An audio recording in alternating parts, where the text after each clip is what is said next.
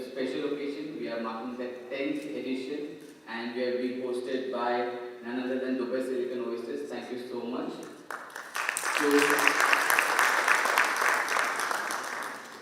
We are thankful to HSBC, Is My Trip, for making this happen. To begin with our session, today's program, I would request Kamal Vachani sir to extend a floral welcome to Dr. Juma. Thank you for hosting us, sir.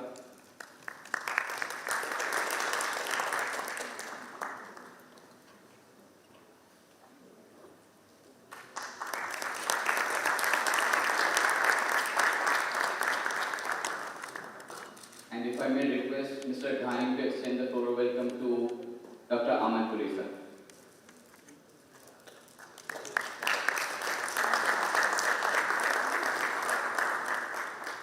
Today marks a new chapter in the India Innovation Hub initiative, where we are formally announcing our collaboration with Dubai Silicon Oasis.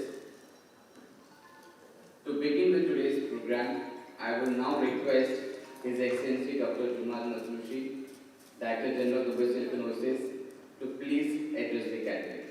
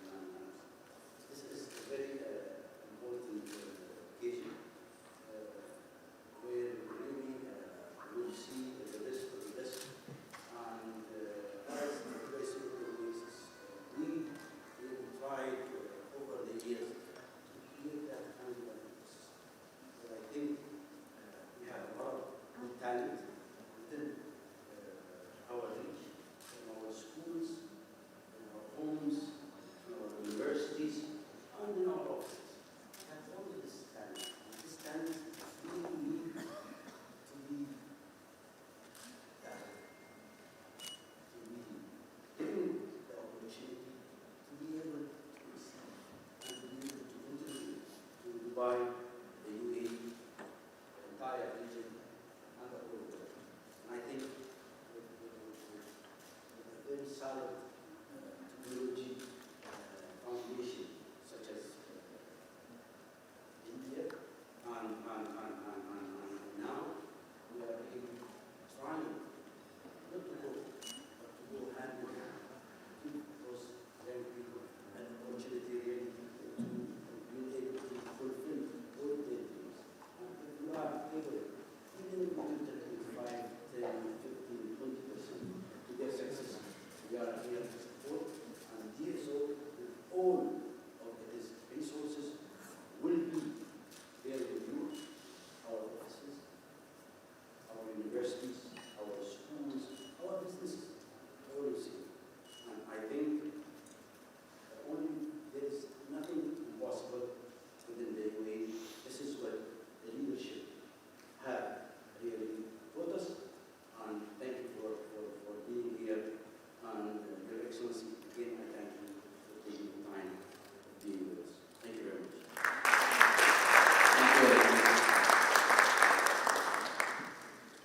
Thank you, sir, for your kind words, welcoming us and making us feel at home. Thank you so much. Before the signing ceremony, now if I may request His Excellency Dr. Aman Puri, Honorable Consul General of India, to address the gathering.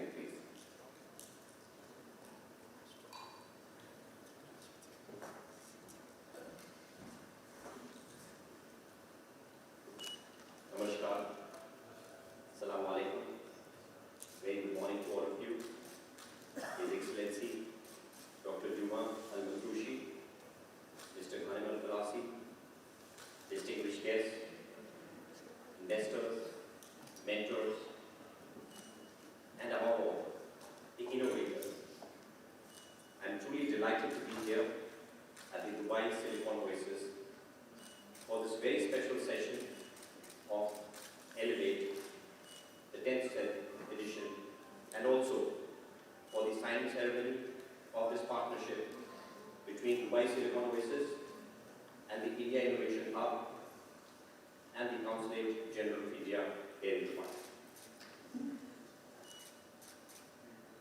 Yesterday, Prime Minister of India, Shri Narendra Modi,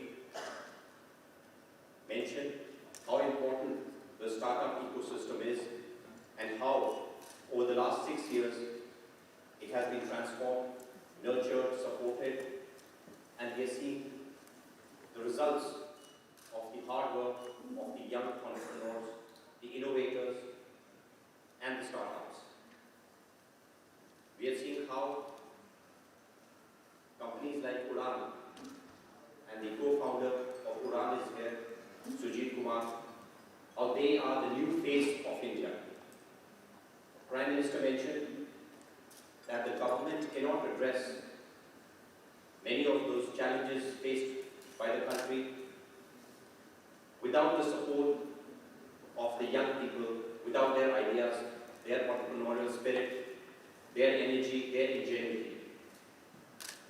2021 has been a landmark year for Indian startups. India today is proudly the third largest incubator of unicorns in the world. I was reading a study by Professor Ilya Strebulev, who is a professor of finance at Stanford University. He's done a study of about 500 unicorns of the United States.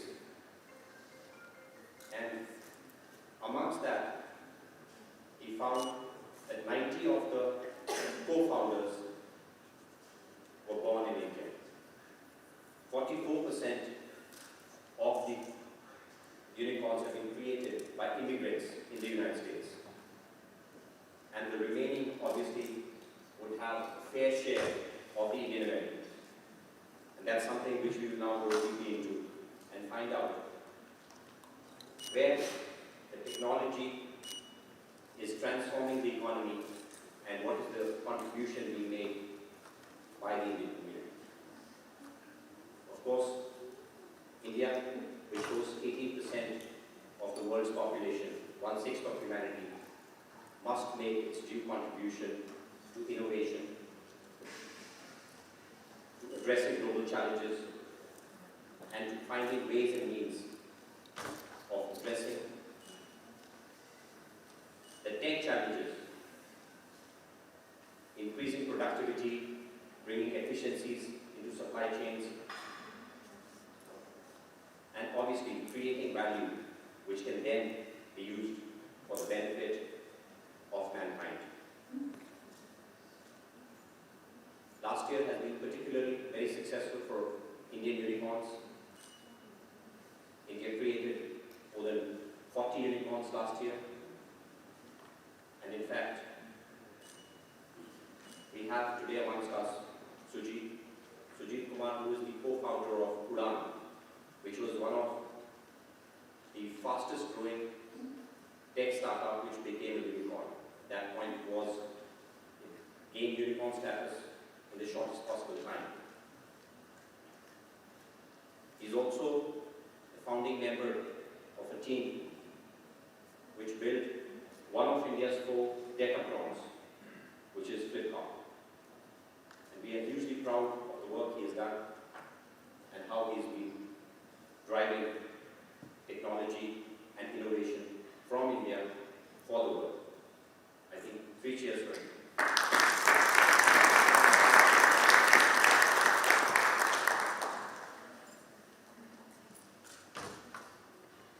Prime Minister of India also declared that from this year onwards, we will celebrate a National Startup Day. He mentioned that this decade will be the decade of India, and how we look at the startups as the backbone of New India. UAE and India share millennia-old close cultural and civilizational ties, which have now been transformed into a comprehensive strategic partnership. And going forward, very soon, we will be hearing the announcement of the comprehensive economic partnership agreement signifies the deep bond of friendship and the brotherly relation between the two countries. UAE has an immense focus on innovation, on supporting innovation, on attracting global talent, and we have people from over 200 nationalities who consider UAE their second home. And I think this creates a unique mix of the right ingredients for creating the next generation unicorns. And we are absolutely certain that with a large and vibrant Indian community who also considers UAE their second home, we will make our due contribution, Dr. Matrushi, we promise you. And UAE and India are natural partners to co-create the next generation unicorns, to create the next best ideas, which the world will buy from the UAE, from India, and the entire global economy will benefit from that. And that is the aspiration. Changing lives, creating value, making things better. And we all hear terms like the next 20 years will see more change than humanity has seen in the last 200 years. And these are the young, bright, talented individuals who will make it happen. We are really proud of the work they've done. We're very proud of showcasing their work at Expo 2020 Dubai, the global platform which UAE has created for the entire world to come together. And I must say that it is a testament to UAE's resilience and spirit of the people of the United Arab Emirates, the visionary leadership of the UAE, which has been able to bring 192 participating countries together at this global platform under such trying conditions and amidst the unprecedented healthcare crisis which humanity has been facing for the last 2 years. I think we must congratulate and thank the UAE for the enormous hospitality which all of us have received at the Expo 2020 Dubai.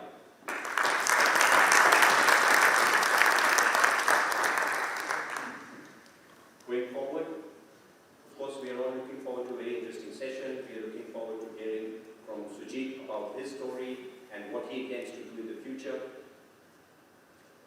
We will definitely work very closely with DSO, and we will see how we can enable some of our startups to come and use Dubai as a base for their global expansion. I read that there is a program where at the District 2020, there would be a support for some of the startups, and the startups will be selected through a very appropriate selection process. And once selected, these startups would get support to stay here and have their office at District 2020 in a way of supporting and nurturing talent. And I think one of the good things is that UAE is able to attract the global talent, and we continue to work on those lines. We continue to connect the institutions from India, the finest institutions from India like the IIT, the IIMs, and all other engineering, medical institutions, so that this institutional partnership can drive partnerships, collaborations, and innovation. With these words, I'd like to thank each and every one of you to come here and be part of this very, very interesting session. Thank you. Thank you, I request you to please stay back, and I will also request His Excellency Dr. Jumal Matush to please come forward again back on the stage for the signing ceremony.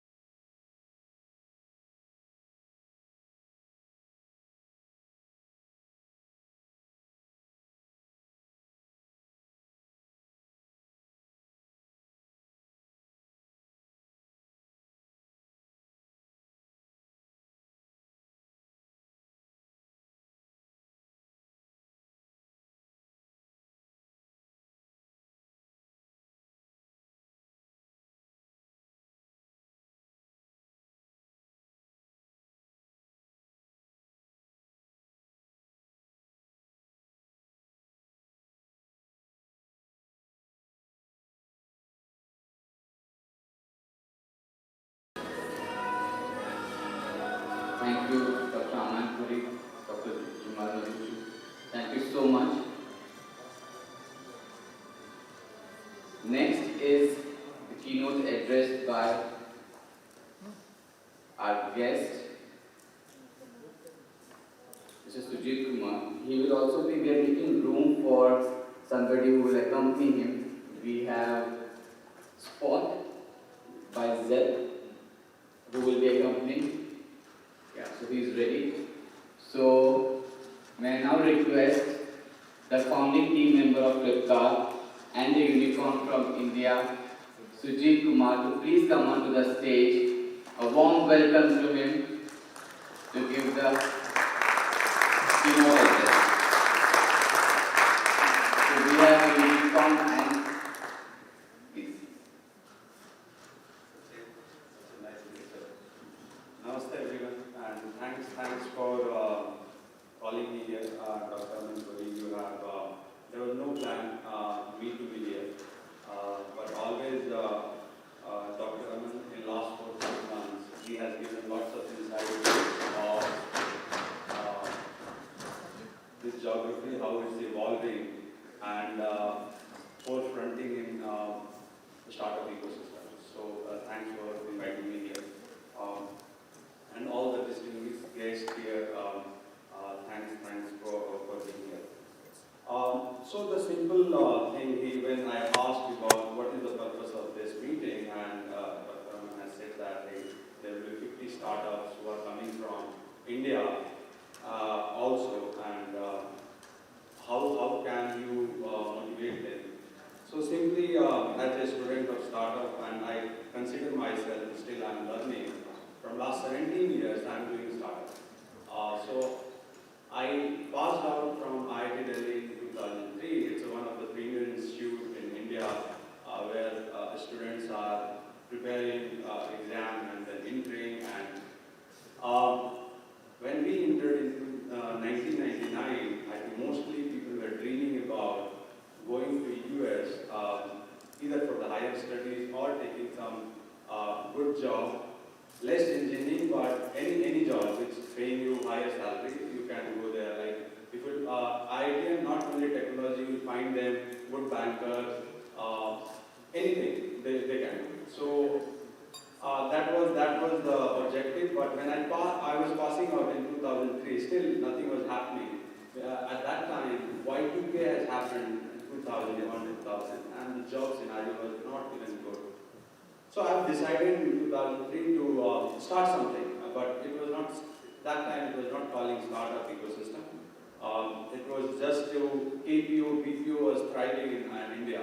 And I've started first company in 2004, 2005, taking project, delivering and making money. We have like around 25 people. But in 3 years, the global recession has come, and in 2008 I decided to start.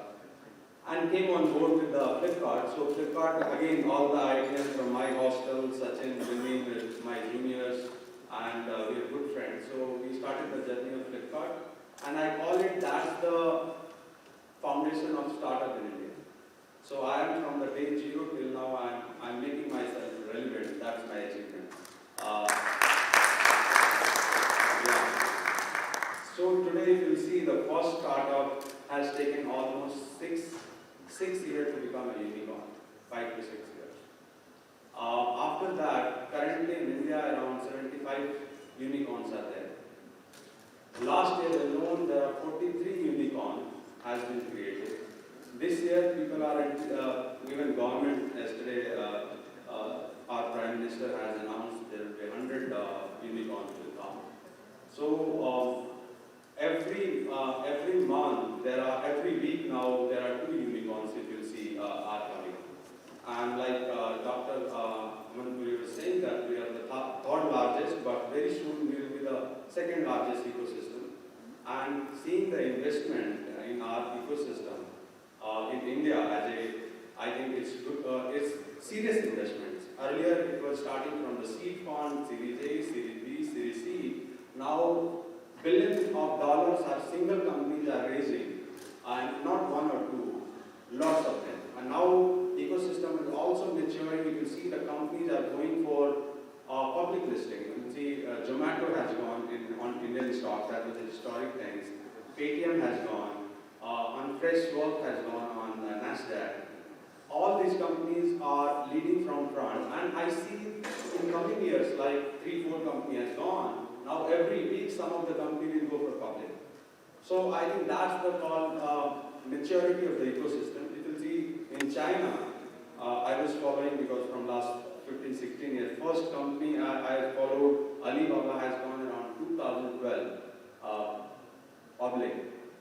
And India has taken another 10 years to go first company is public, or 9-10 years.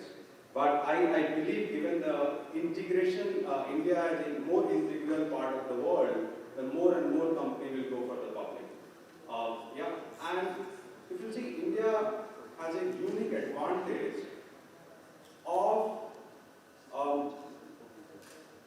there are all kinds of data. So consumer company can be created on backs of numbers of users. So Israel have an advantage of the deep technology. We have an advantage of the consumer platforms. And now all these days, consumer platforms, deep technology are coming together because ultimately consumer has to use those technologies to grow bigger and bigger. And given the ecosystem and UAE, Israel, India, US, all have become a part of that ecosystem. Even Southeast Asia, if you see Southeast Asia, they are lagging in the tech talent. So what they are innovating, they are opening office in India, and you should see because of those, and tech hub, India is becoming a tech hub, the cost of technology resources are going to the roof. Now tech resources costs are costlier than even Silicon Valley. So I was discussing with one of Excellency Ambassador from England, and he was saying that you are joking. But no, you can see our, we'll send our paychecks, how much we are paying to our tech people. So, and that's growing because last year 42 company has entered and they raised $1 billion.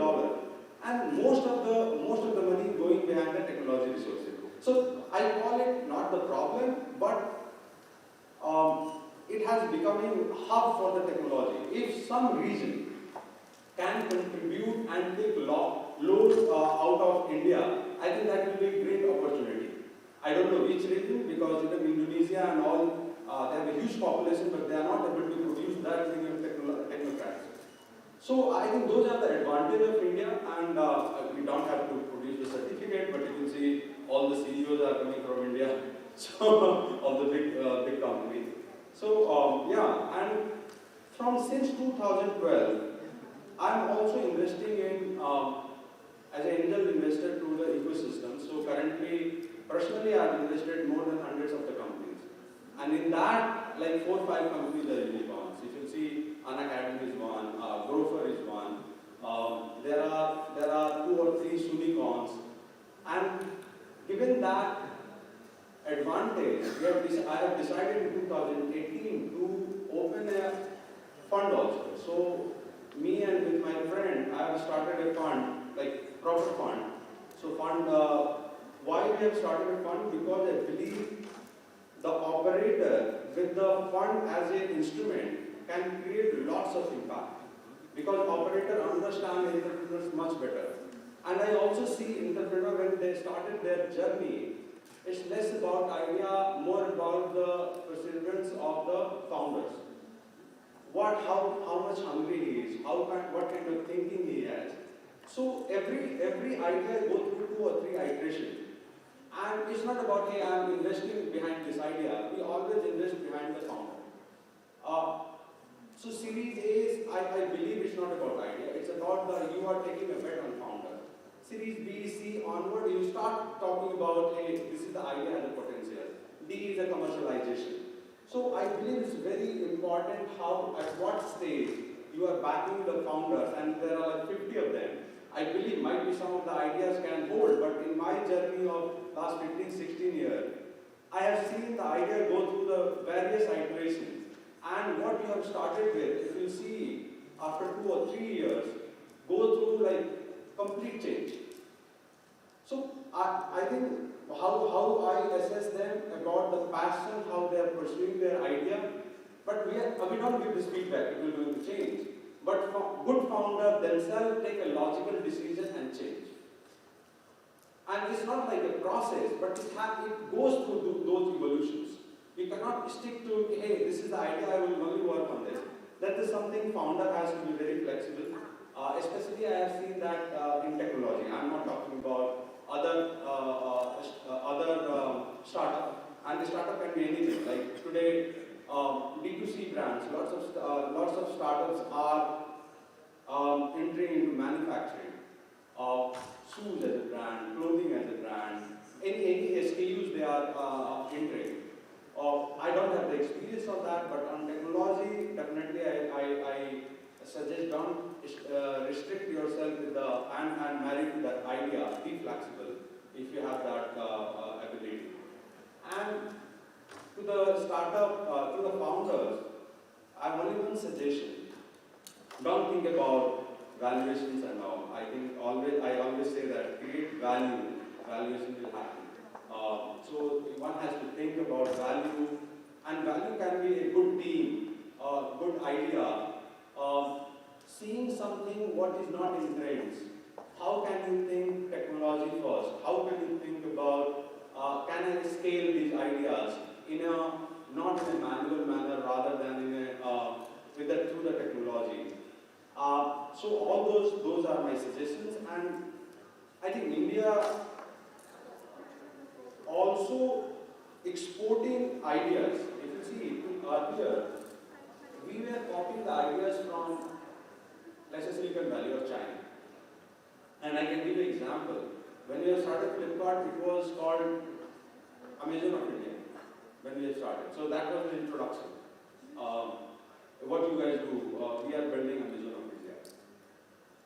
The change in 10 years, when we have started Udan, people introduce all across the geography in Southeast Asia or Bangladesh or in Africa, they are saying we are starting Udan of their own country.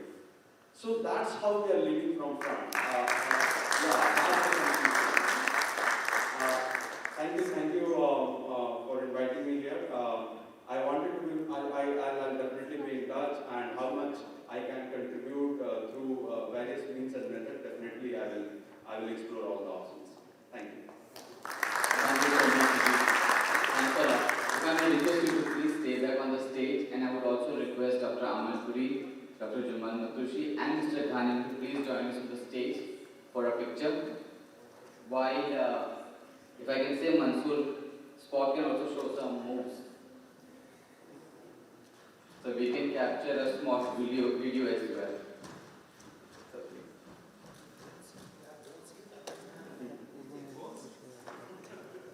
We can have a dog walk.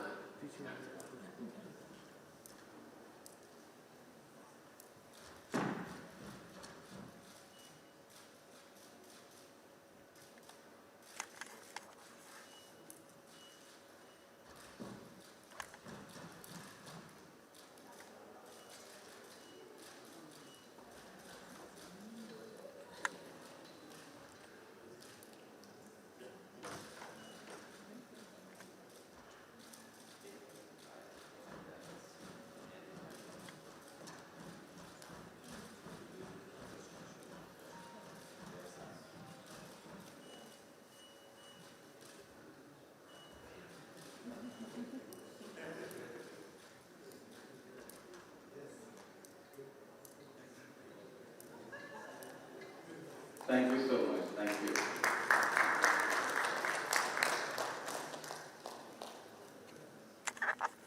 Thank you, Mansoor.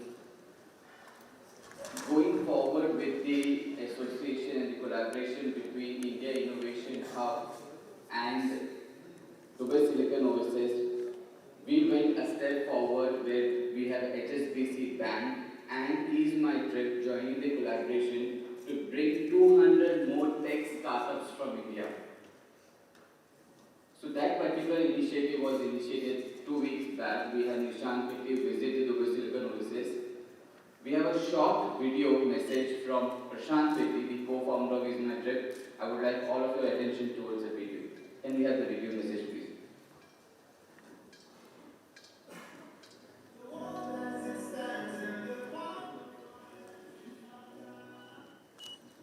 We are extremely delighted for Indian startups that they have a platform like Indian Innovation Hub to grow and expand in Dubai region. I believe this partnership grow from strength to strength, and I wish the very best to the participants who are pitching today. Thank you.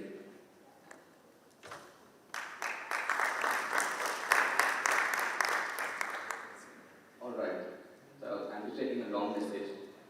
So India Innovation Hub in a way has become a strong foothold between, a bridge between Indian startups, with people like Sujit coming over, a strong bridge between India and the UAE. Likewise for the startups here in Dubai from all the other nationalities as well. This brings us to the beginning of our pitching session now. For most of our guests, the drill is similar. We will have 2 minutes each for each startup who will make the pitch for 120 seconds. There will be a timer. So, up to the 2 minutes, we will have the following 120 seconds for the guests to make the question answers. So, I will request all of your attention and all the best to all the startups. We have a lineup of 50 startups today. It's the second marathon pitching session.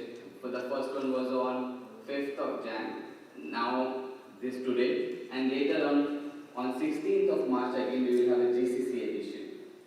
So with all your permission, we'll start with the pitching session. The first startup whom I would like to bring on stage is Progno Advisor. Please come forward, and the presenter is Sanjeev Kumar Gopalakrishnan. Stage is yours. Good morning. Recent studies have shown that 73% of employees who quit jobs, their biggest concern has been financial stress. I am Sudhir Venugopal, and I am co-founder of PrognoAdvisor.com. Progno is an algorithm-driven digital platform offering personal financial wellness to corporate employees. We have two revenue models. We charge an annual subscription fee for every corporate, which is a per employee base, and we have an advertiser-sponsored model based on ad revenues. Progno Advisor has a very practical approach towards financial wellness. We identify the root cause of financial stress. We then empower and educate employees to take informed decisions. We prepare financial plans for them, and we help implement and monitor those plans. We are at early stage of product development stage. We have clocked initial revenues. We have contracts with 6 companies and close to a headquarters of about 10,000 employees. IBiz, which is a Goldman Sachs company, has selected Progno Advisor to offer financial wellness initiatives for their client companies in non-US locations. India market has 70 million employees, and at $20 for an annual subscription, the market size is about 1.4 billion. We expect to have 1 million users in 36 months. We are a 9-member team. The founder, Sanjeev Kumar, is one of the first few CFPs in India, and he's one of 2 Indians to be nominated to the North American Fee Only Managers Association. We save $1.3 million for sales, marketing, and operations, and to enhance the product to include a marketplace and a mobile application. I invite you all to join this exciting opportunity and open for questions.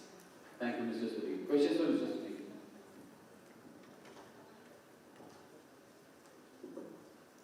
Anybody, any questions for Mr. Sudhir? All right. Thank you very much. I think this is very important as a holistic approach for a well-balanced life for your employees and for you. Now, how long this company is there? We have been corporate about 10 years. platform has been ready since last 2 years, just pre-COVID. I see. And have you raised anything before? Most of it is bootstrap, but in 2019 we raised about $100,000 as angel money. And what is your customer platform? We have about 10,000 users on the platform currently, and the extent, and obviously there are a lot more in the pipeline. They are all paid customers?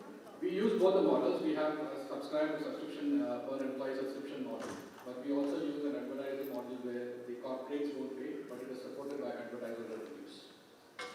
Thank you very much. Thanks.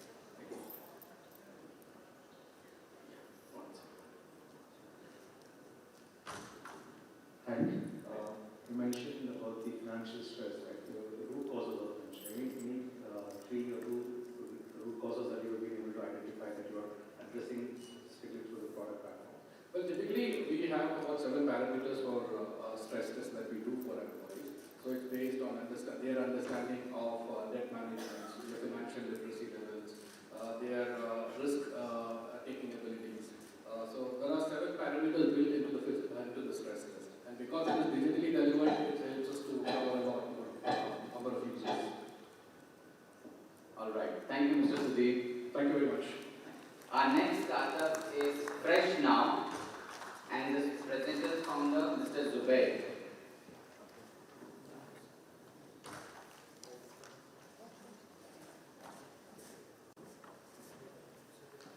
The world is innovating at a very fast pace. Unfortunately, obesity is also growing at an alarming rate. We at Fresh Now are helping the world addressing this grave issue. Good morning to you all. I am Zubair, founder and CEO of Fresh Now. Aerated and high sugar is the main root cause of obesity. Our solution is a fully automated machine that can give fresh juice in front of your eyes. The customer can see how the juices are made. Started in 2016, we have sold 1 million cups of fresh juice with zero added sugar by placing 56 machines in many locations like Dubai Metro stations, Expo 2020, Dubai Municipality, police stations, etc. Invention of world's first outdoor machine is our triumphant in 2020, is our breakthrough in 2020. Having completed 5 years of our journey, we are venturing into home delivery and QSR in order to attract millions of more customers. Using the state-of-the-art technology, 15,000 groceries will be converted into fresh juice sectors in the entire UAE. The impact that brings excites me and my team members to change the way people drink. My ask is $1 million in exchange of 15% stake, and I'll be using that funds to add outdoor machines as well as increase the market for home delivery and QSR verticals. With huge scalable opportunity, it's my pleasure to invite you to join my journey to help us sell 10 million cups of juices this year. I'm happy to take any questions.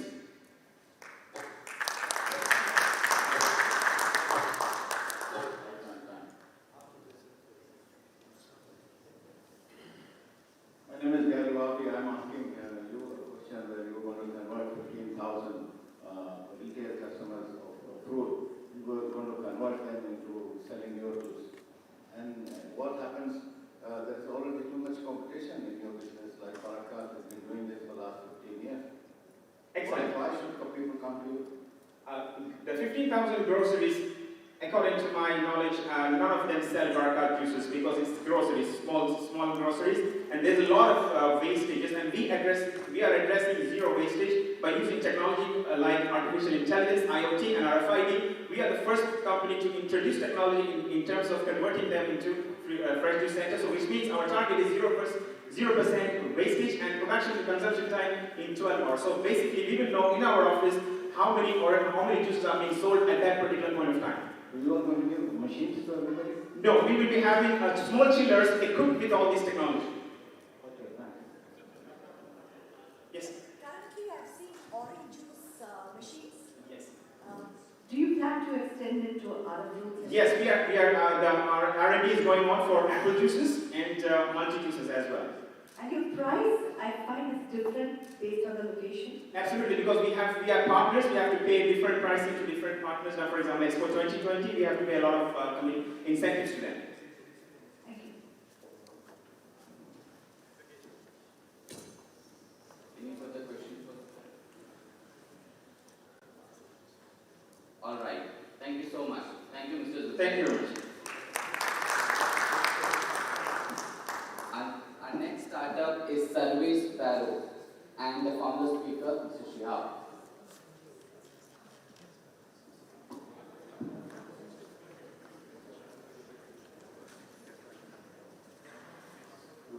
Assalamu alaikum and good morning to all. Service Sparrow is a cloud-based experience management platform which helps you to refine experiences at every touch point. How do we differentiate? We are actually going after the mid-market, while Service Sparrow and Telecom is going after SMB, while you can see that Politics is going after the enterprises. Today, we are growing at 3x growing and doing 3 million ARR in USD, and hopefully we'll end up with 6 to 7 million USD by this year. Has got a team of 140 plus members in India and built from India, serving the globe. 149k customers across 140 plus countries and 2,500 plus paying customers. Just today morning, I just got a message that Dubai Tourism has signed up for Service Sparrow. We are seeing great momentum, especially in MENA region, including Life Care International, Mubadala Fund, and some are from Saudi Arabia, right? And the team and company is growing.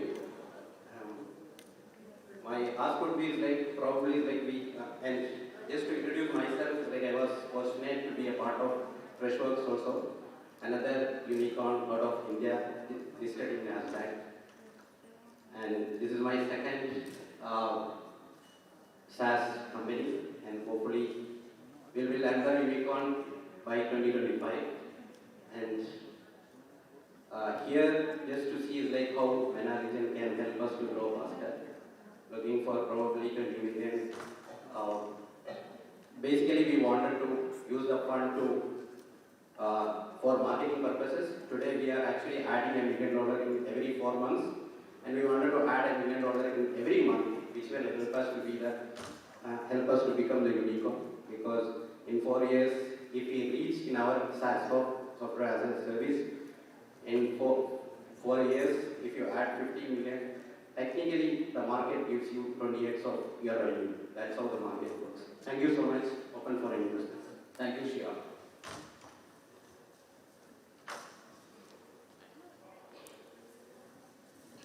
Do you integrate with other SaaS products and they can use it as a part of their survey process and experience gathering? Yes, definitely. Salesforce is a good partner, whereas many of these, especially MR Properties is using with Salesforce integration, right? So basically, to including is to get the feedback from the students. The video also part of the medium for feedback or only chat?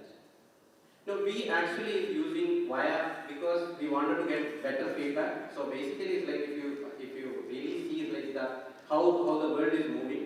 So before 2015, we used to have a lot of calls, and today all of you have got WhatsApp, right? And you can see the change in terms of communication also, right? So basically, WhatsApp is overtaken Facebook in number of users. So basically, the old way of interacting, whereas filling a big form is actually outdated. But today, everybody wanted to be short and sweet via text, and that's the same route we took is collecting feedbacks as well. And what is your asking and at what valuation? What will be the equity valuation? So we think is I'll be it's an open question, but what is happening in NASDAQ, I'll tell you. Companies are being valued around 30x median of their ARR. what is actually, that is what is happening there. So given that we are going to hit 6 to 7 million by year end, probably like we should be valued around 120 million, right? So, but I'm leaving that to probably, like, there is nothing like. But how much fund is required for your next plan? So as of now, we are spending $200,000 a month for marketing budget to generate close to 250K ARR. So what we need is like, how do we increase this 200K into Forex? Basically 800K, whether we can spend a month in marketing so that we can generate $1 million addition in revenue. That's the whole plan, which actually boils down to, if you take 15 to 18 months marketing plan, you need 15 million in marketing spend. What is the team size? 140 people. And this money is required mainly for marketing, lead generation. Close to 60% there, but the rest is actually like we are expanding the platform, right? And that needs a lot of product innovation as well. Obviously, like we have a lot of adjacencies, and coming from a Zoho and Freshworks background, I've been part of Zoho as well. So we have this DNA called multi-product DNA. Just to give you some numbers, the time is up. Just last question. How many people from Zoho Freshworks in this team? Maybe like all the founding or the leadership team from Freshworks or Zoho. Okay. Great. Thank you, Shiva. Our next startup is Best for Briefings, and the speaker, Mr. Anas. Thank you.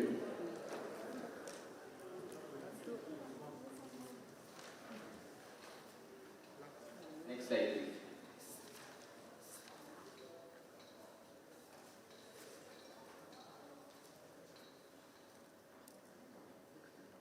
Next slide.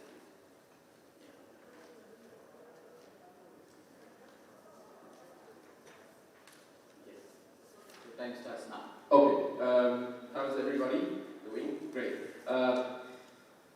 There was supposed to be a 1 minute video, but I was told that there's a chance it's not going to work, so good thing I'm prepared. So, bespoke briefing solves the problem of time versus knowledge. We're trying to obtain so much knowledge in with very fast-moving pace. We need to get knowledge. So I'm sure all of you guys know summary.com, get abstracts, all of these, and bespoke briefing also as well. We are summarizing non-fiction books and putting it in our platforms, and you can obtain that knowledge in 50 minutes. So imagine you can read a book in less than 15 minutes, and also for people who are not, reading is not their cup of tea, we are providing that also in audio format.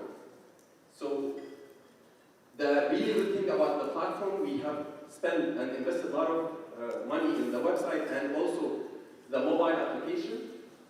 It's very user-friendly, and we have reached a point where people can create their own book summaries, and also through book summaries within the website. And I think the biggest advantage that this book briefing has is our low-cost operation. So we are based in UAE, in Dubai Silicon Oasis as free zone, but our operation is entirely in Egypt. And that gives us the edge above all of the competitors, because I'm sure you guys have heard of them. Get abstract, summary.com, links. And if you can take just 1 minute and go into Google and search Recruitment, invest in get abstracts, and see the article. See how much they have invested in 2016 and how much money they got out of it in 2021. And of course, I will open the floor for questions.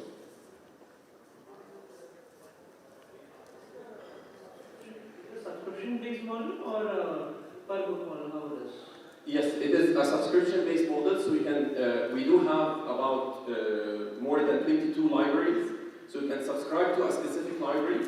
And again, our edge is our pricing because of our low-cost operation. So $20 for a library, $50 for all the audiobooks. So cup of tea, you can just subscribe to the audiobooks. And $100 for, and again, all of these are 1 year subscription. $100 for to have full access to the website, the content, the audio, and the briefings as well. This is for you. Yes, so, annual subscription, yes. How many readers or listeners do you have? Okay. We are just started. We have spent the last 3 years. The idea came only in 2018. We have spent the last 2 years developing the content, and until now we have actually reached a point. We are summarizing 20 books, whether it's content or audio, and we are per month. So every month we do have 20 new books. Again, all non-fiction, business, parenting, education, economy. It's all in the website. And now we do have more than 1,000 books within the website. And now we are reaching, just to follow the question, now we are reaching the stages. We're looking for the right partners, and the really good thing is that 90% of the investment will go into marketing. And we did sit with a lot of marketing companies in the, Sorry, yeah. before you get out of time, I have just one question. Since you mentioned all the things, my name is Marvo. You didn't mention audible. So the question for you is, how many languages are you translating into? And also the fact, what gender voices are you looking at? Because, see, today, I think linked list you mentioned, audible is actually the biggest challenge in this market. So I would want to understand how it's different from listening on audible against what your startup has. So it has to be more local, more regional, and at the same time, it has to have 2 different gender voices at least, because that's what I think makes a little difference. Yes, so our plan for the next 2 years, if we get the investment, is basically the marketing, and the website is totally in English right now. We do have a plan that we're gonna have 6 languages within the platform. The really good thing with Facebook briefings, this is not new for us. We've done the same concept, we've proven successful for 30 years with a website called idara.com, which is totally in Arabic. So now we are using that experience to enter the rest of the world, basically. All right, thank you. My main objective, because I'm a representative of Facebook briefings, is to, if you are interested, to get to sit with our CEO, Mr. Nassim Samadi. But we are looking around $2 million for the next 3 years. And again, 90% will go into marketing. We said again, because we do have a lot of experience with our other platforms, all the copyrights that we are doing, it's taken care of, 100%. We either contact the publishers, we do have our ways that we've been using for 30 years. Thank you, Anas. Thank you. Our next startup is Zaki Hire and the presenter Anish.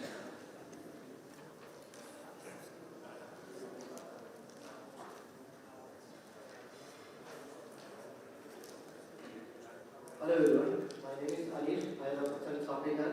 Sapiher is an AI-based recruitment solution which helps the companies to attract, engage, and recruit the right talents. In a traditional way, if you want to recruit a candidate, you might receive hundreds or thousands of CVs. And to get the right talent out of these CVs, it will be a spontaneous task. Our intelligent CV parser will rank the CVs against your job description with the candidate CV and rank the candidate accordingly. So the companies it will be easy for the companies to choose the right talent. And the Sapiher have different modules like robotic interview, chatbots. So the scheduling of candidates, because in a time for the recruiter and the candidates for scheduling the meetings, the interviews, it will be a difficult task. To automate this one, you will be able to set the recruitment time properly. We see a potential growth in this space, And the total TAM for this recruitment automation is 7 billion USD and growing around 7.5 CAGR on a yearly basis. This AI-based automated recruitment solution will help to reduce the time to hire, hence the cost to hire. And the company leader or the chief HR officer, he will know at any point of time what is the process of the recruitment happening in his company, because everything is happening through the system. Right now our major customers are banks, IT companies. We have customers in India and few from Europe and US. Right now we are planning to expand the business to US and other regions, and we are looking for $5 million.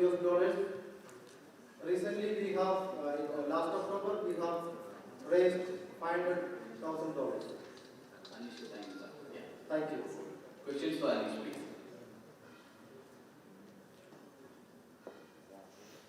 Any questions for Anish? All right. What's your revenue model? Is it like what is existing? Yeah, right. Most of our customers are on a SaaS model, but we have a bank in on-prem model as well. But most of our business is in SaaS model. All right. Thank you, Anish. Thank you so much. Our next startup is Kalki EcoSquare and the founder speaker, Mr. Rohit Shah.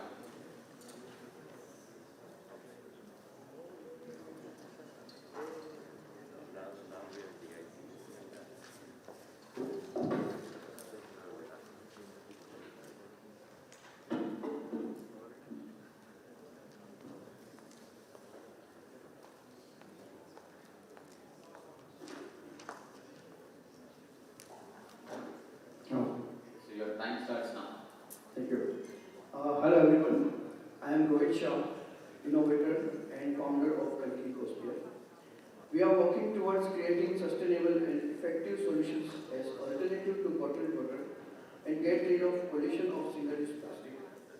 Nowadays, every government is taking initiatives to reduce single-use plastic pollution in order to protect the environment, but to effectively implement it in a holistic approach. Alternatives should be available. One of them is bottled water. Now we have come up with most efficient, reliable and convenient mobile water purifiers to get optimum quality of water utilizing the available water resources. Generally people don't use tap water for drinking purpose only because the unassured quality of water and health concerns. Our products not only produce best quality of clean water, but also provide optimum quality of water with benefits of alkaline, negative ORP, structured water, microclustered water, along with copper, magnet and pyramid energy benefits.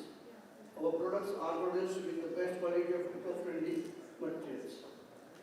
We ask for $100,000 in exchange of 0.5% of equity. Thank you. All right. Any questions for Mr. Rohit?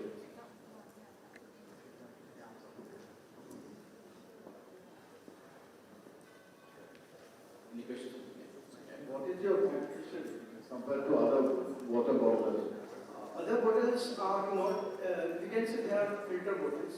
We are producing purifier. So it is microscopic purification of bacteria and virus removal, and it can fit to any taps, any available taps. Just plug in, that's all. Your bottle is that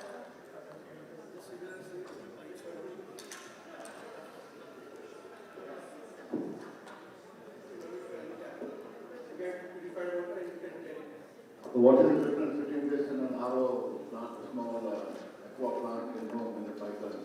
RO plants are always installed in many places. Now we give some option from where people can get drinking water from any available resources. Any types is available in these premises. You can just take water from that resource. Okay, thank you. All right. Thank you, Mr. Rohit. Thank you. We have not launched these products.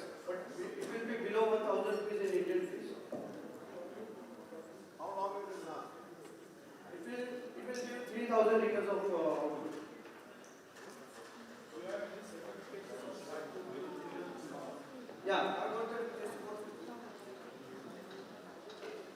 All right. Thank you. Thank you, Mr. Rohit Shah. Our next startup is Atmos and our founder speaker, Mr. Ronald Sutaria.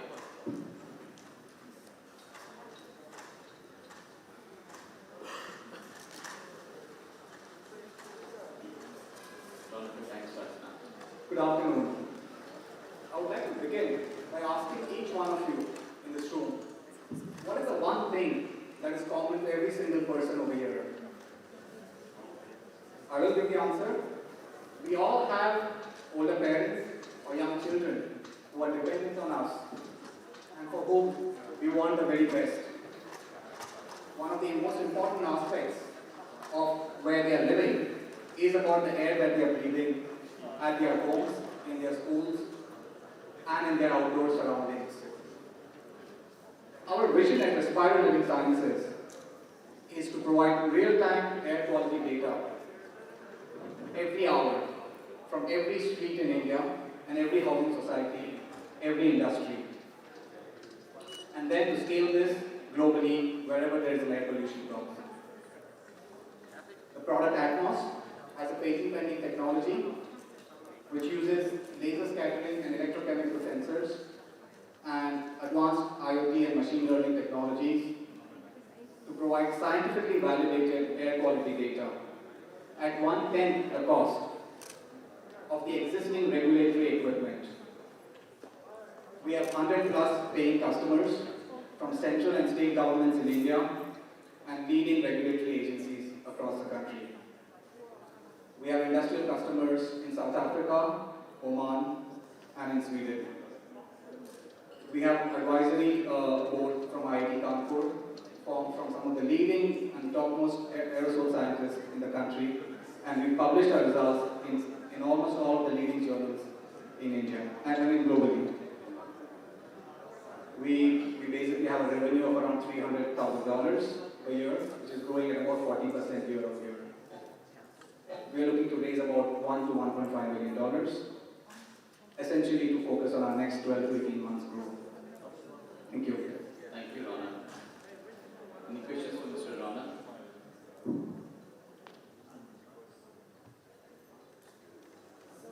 Yeah. Is your product to test the quality? Yes, it tests the quality of the air in terms of particulate matter, in terms of other toxic pollutants. There are usually about 6 to 8 criteria pollutants that tend to exist. At Dubai, of course, we are experiencing a fairly clean environment, but this is not the case in large parts of the world. India has about 22 out of the 30 most polluted cities exist in India. Globally, around 90% of the population is living in extremely polluted air, primarily in Asia and around the equatorial belt. So our primary focus is in Asia and Africa.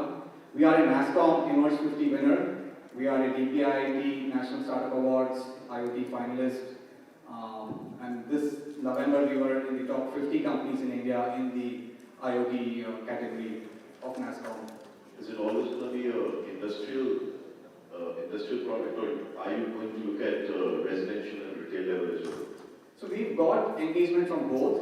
On the industrial side, it is around criteria pollutant and toxic pollutants, odor monitoring. In fact, we are part of a project at the Russell Farm. We are pitching for a project at the Russell Farm, I believe, in Qatar. No, so, one of the countries in the Middle East. And as the industrial customers have been looking at it from the occupational safety and health perspective, around gas pollutants and odor monitoring. Housing societies are more looking for ambient and indoor monitoring, essentially around particulate matter. At the retail level, what's the price bracket of the product? The product starts at around $600 for the most basic model. It goes to up to $2,500. Excuse me. Hi. Very quick question. Do you have any backup in terms of international certification for your technology? So this particular technology doesn't have a whole lot of certifications existing as yet. We've been validated by the agencies which work very closely with the US EPA. It's been validated extensively in India.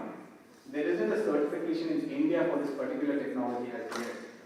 So it's been extensively scientifically validated by US EPA equivalent bodies.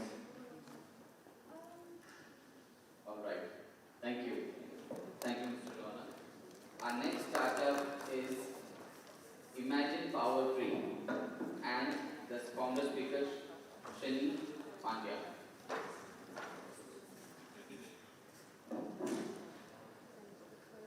Happy Solar Morning, Dubai. I am Sunny Pandya, founder and CEO of Imagine Power Tree.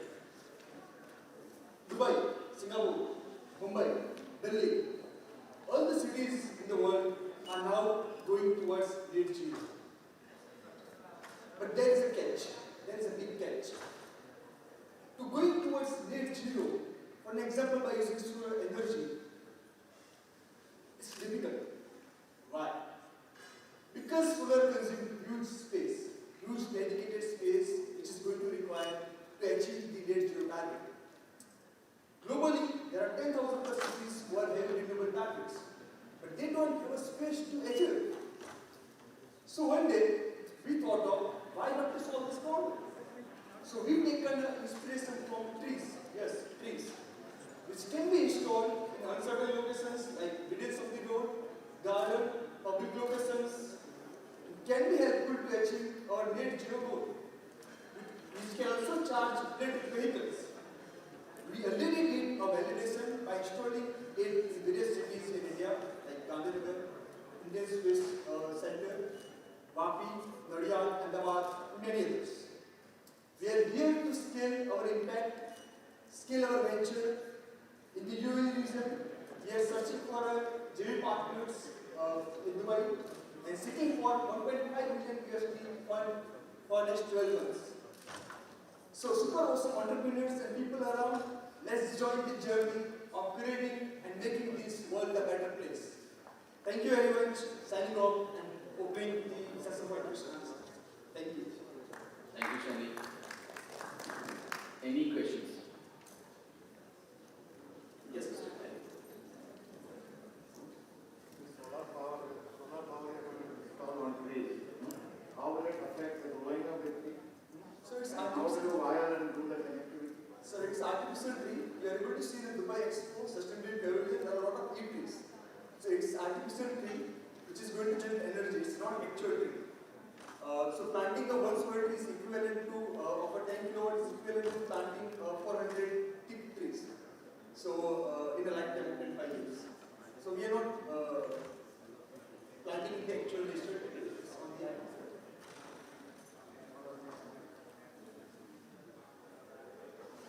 All right. Any further questions? Thank you, Shani. Thank you so much. Thank you. Our next startup is Marjan Machinery India, and the speaker, Samruddha Pathak.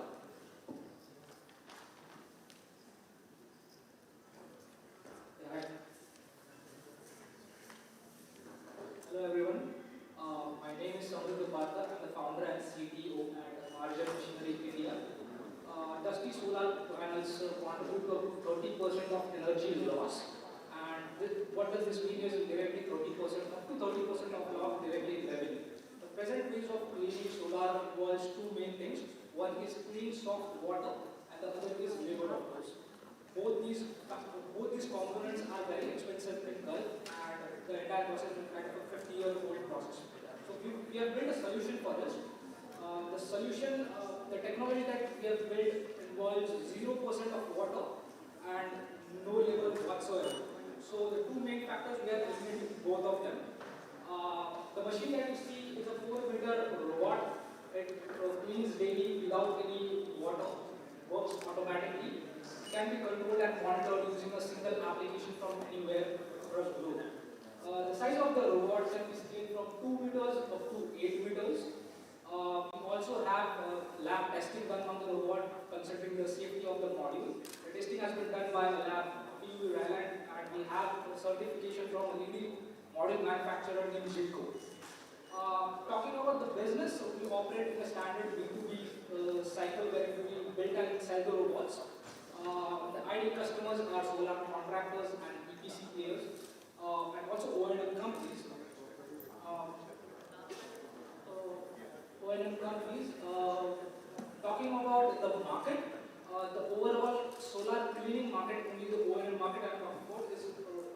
billion US dollars. If we consider India and Gulf, the number comes to around 650 million US dollars. Considering our robustness of the solution and the competition in the market, we are confident that we can tap 2% of this market. We are raising around $500,000. I'm the founder and CTO. I also have co-founder in the company who's an investor. Thank you. Thank you, Sandra. Questions for Sandra? Okay. I have seen the way they clean the panels here, and normally they do it with water. Right. Now, without water, how can you manage it? Right, so that's the catch. So the kind of brush that we have, back the slide. So the kind of brush that we have, it's a very soft kind of cloth that we use, and that is the entire technology that we have built so far. I mean, the kind of results that we are getting in our dry cleaning process is as good as wet cleaning. The thing is that the module surface needs to be completely dry. But here in the UAE, there are a lot of sandstorms. Without hitting the sandstorm, the panels get a layer of sand. Got it. If you don't clean it every 3 hours or 4 hours, it is very difficult to clean without water. Exactly. So that's the point. So if we plan to clean every 3 or 4 hours using labor, that is like very expensive. So the right way of doing it is to completely automate it. Presently, we have customers in Dubai. A few of our customers are Total Energies, Enerware, and this company Marvo Energy back in India. So we have paying customers in Dubai as well, and the robots have been running here for more than a year continuously without any human intervention. So for $500,000, how much are you liquidating? Around 20%. Do you have any customer names to share? Yeah, so Total Energies is one of the French giant, oil and gas giant. Total is a customer. Enerware is one of the top 5 EPC contractors in the market. Enerware is also our customer. Both, Total and Enerware both are using the robots for more than a year. And we have customers back in India as well. Alright. Thank you, Sandra. Thank you. Thank you for your time. Our next startup is Loom Solar Private Limited, and speaker is Anmol.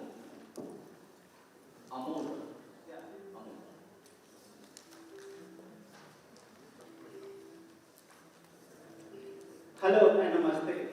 My name is Amol Anand and I come from India, Hyderabad.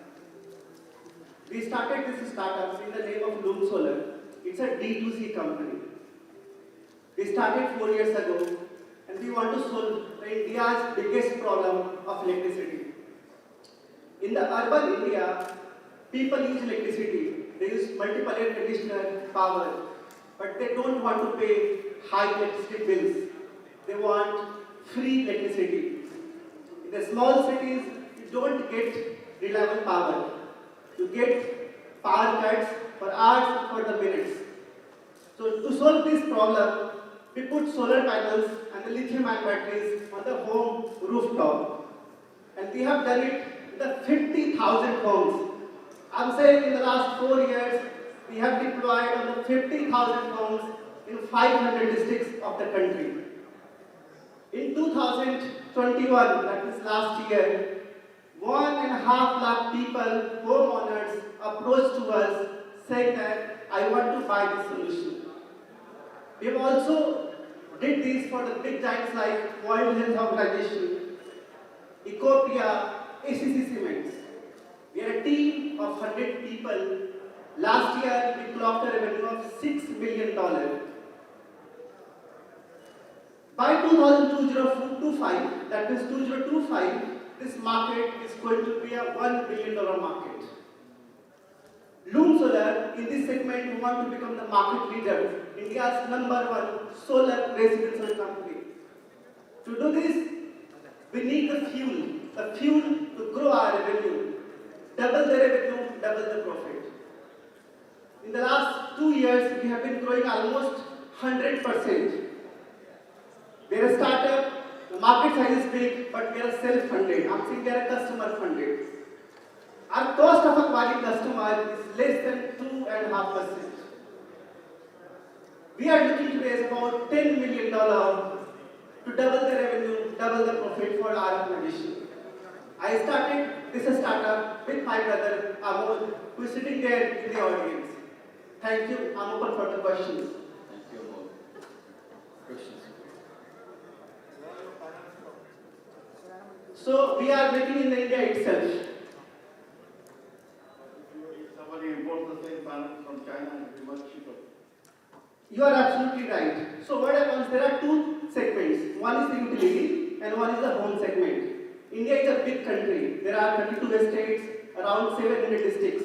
So nobody has a reach to the villages. Now what we are selling is the world's third most expensive item after the real estate and the automobile. The solar panel system for a home may cost you between 1 lakh to 5 lakh rupees. That means you need a local entrepreneurs of yours, the channel partners, who can help you sell the system. Players who are importing cannot do it. You need to become a brand in this segment to operate. Who does your installation? So in last 4 years, we have employed 3,500 entrepreneurs. We brought them in our system and they do it for us. So you have you subcontracting? Yes. So what you are doing is only marketing? So we are doing two things. Since we are a B2C company, so we are acquiring the customer. We are also training the people, which we say contractors or the entrepreneurs. And we are also developing the products. It's our own product which goes on our own name, like Loom Solar name. We have got two models, which is the Shark and Camel batteries. So you are buying a panel and just putting it in an aluminum plate, nothing else. Absolutely. So we are focused on deploying the solar panels. Okay. How about the subsidy on solar farms? I mean, are you looking at that model as well? Because there are marginal companies doing a huge subsidy on solar farms. Why and how the demand is going to remain as the solar farms become more prominent in small villages, since you mentioned? Absolutely right. So what happens? Government says subsidy, but do they really give subsidy? In the last 1 year, government has not released any subsidy. It's only one state of our country, which is Gujarat, which gets a subsidy. But most of the people buying the so much expensive system, they don't want to opt for the subsidy. It's a lakhs of rupees. Subsidies are always for the poorer people. These people can afford to go for the solar, but what they are not getting is the one company which can give them the solution. And we are helping them all out from their consumer experience, buying, product explaining to installation and servicing. It's for 25 years. The reason I asked this question is because you said that everybody has reached to the villages. That's the reason for subsidy. If you're talking about affordable solar panels, that's a different discussion altogether. Then if you're talking about reaching to the villages, I think the subsidy does count a lot. Okay, so I'll answer this question. Or not is a question for the front table, but then. Okay, so we help organizations like WHO, World Health Organizations. They come into the picture and they put it on a subsidized matter. We don't do it directly. Thank you. Thank you, Amol. Thank you. Our next startup is Social Lab and the speaker, Rahul. Namaskar. So India generates about 26,000 tons of plastic each day, quarter of which goes to the landfill. We at Social Lab trying to save as much as plastic possible from going to landfill. And we are doing this by collaborating with the companies that are introducing this plastic in the market in the first place, collaborating with the municipality who are responsibility of collection and processing of plastic, with the scrap dealers and recyclers who are doing the hard work of actually collection and recycling of the plastic, and the cement plants who are using plastic waste as an alternative to the coal. And all these interaction between stakeholders happens through our platform Saksham, which digitizes the whole supply chain of plastic waste management, in the process creating transparency and traceability of material movement. We have been able to generate more than 2 crore of economic incentive for the small scale scrap dealers and recyclers through our platform. We make money by charging service fees to the companies and the municipality for the plastic waste management. In past 3 years, we have been able to manage 27,000 metric tons of plastic, and our vision is to do 27,000 metric tons per month in coming 3 to 4 years. In order to achieve that, our pilot project of creating India's first cluster-based plastic recovery facility and additional module for suction needs to be a success. And to achieve that success, we are asking 270K in funding. We count Dabur and Marvo in addition to 127 companies as our customers. The Government of India is convinced about our idea and have given us tax exemption for 3 years. That's about it. My name is Rahul Juare and I'm open to take all your questions. Thank you so much. Within 2 minutes. Any questions for Rahul, please? Yes.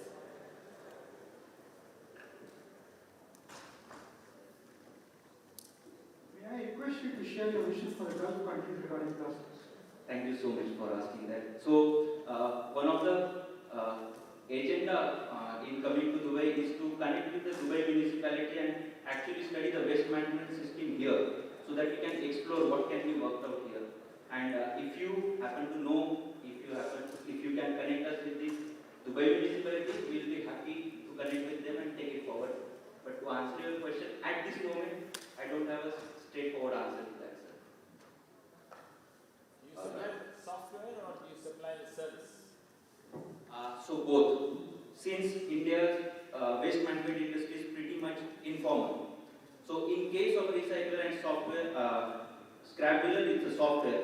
In case of municipality, it's our actual ground team who does the work of plastic collection and disposal. Where do you get your revenue? Yeah, so we charge companies who are introducing plastic into the market a service fee for collection and disposal of the plastic. In India, a concept of extended producer responsibility has been gaining traction over the past 3 to 4 years. And we are one of the forerunners of service providers to the companies, wherein on their behalf we collect all the plastic that they have introduced in India and ensure scientific disposal of that plastic either through recycler channel or the cement plants. But if plastic is progressively banned, what need will there be for the recycling of plastic eventually? But do you think, so plastic ban is definitely in phased manner.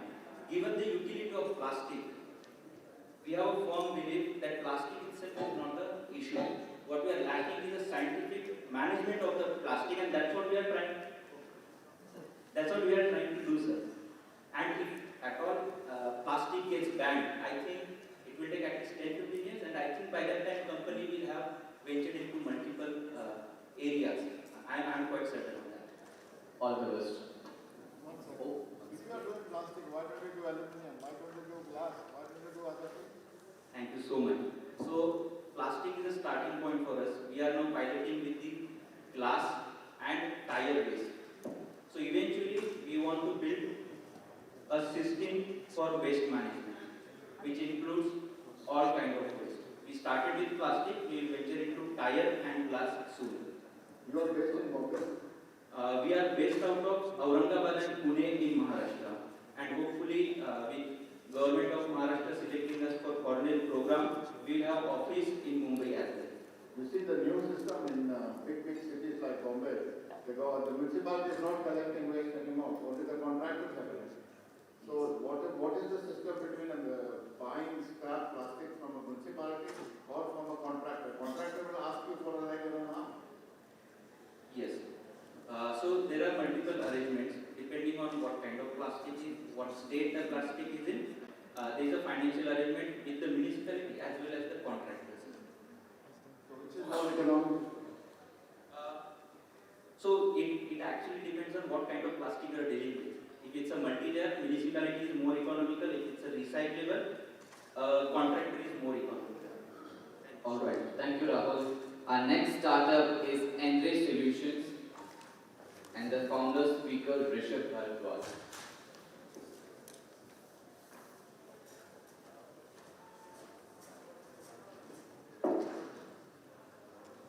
Good morning everyone. $200 billion. This is the current size of the solar industry, and we are not even close to its maturity. And with this growing solar industry, there is a problem of cleaning of solar panels.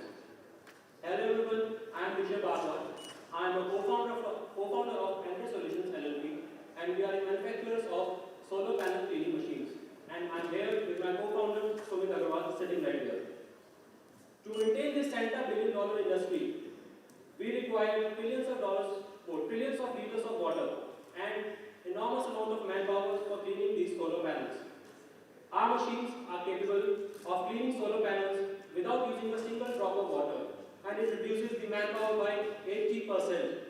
And we are able to do this using our soft nylon bristles and with the unique profile, and we rotate them at the optimum speed to achieve this. We are a 4-year-old company. We have successfully completed our pilot in June 2021. Since then, we are testing our market and we are getting good traction in India. We have clients like Adani, Tata, National Thermal Power Corporation. And recently, we have also started exporting in Middle East.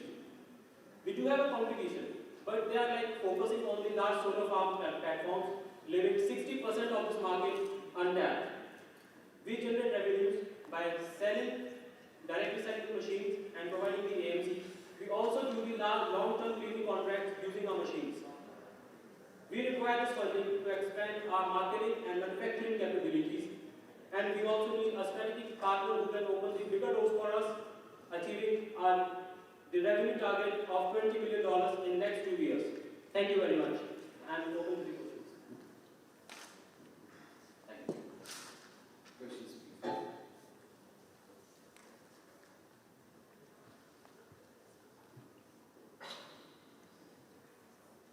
Any questions for Rishabh? All right. Thank you. Thank you, Rishabh. Our next startup is Duntray by Studio Carver and our founder speaker, Deepika Gupta.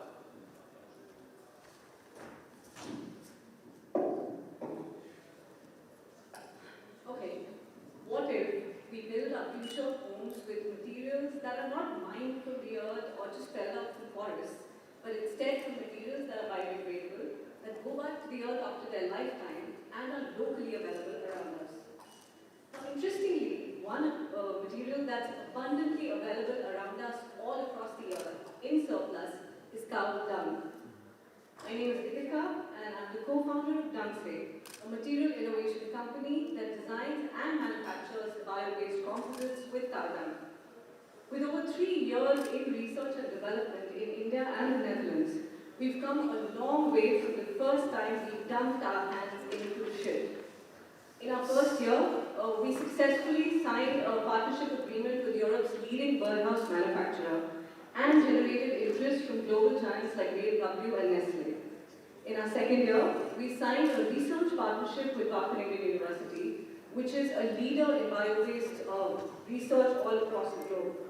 And last year, we were awarded 3 consecutive government grants worth $108,000 for our research work, and we started generating revenue through retail.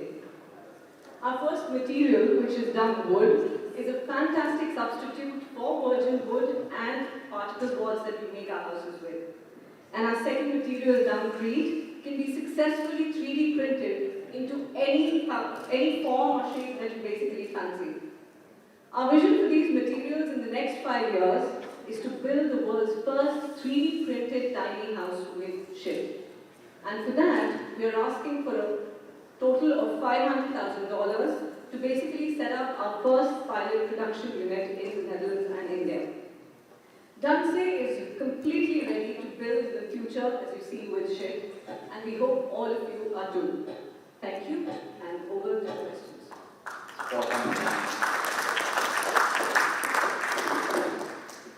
Any questions for Deepika?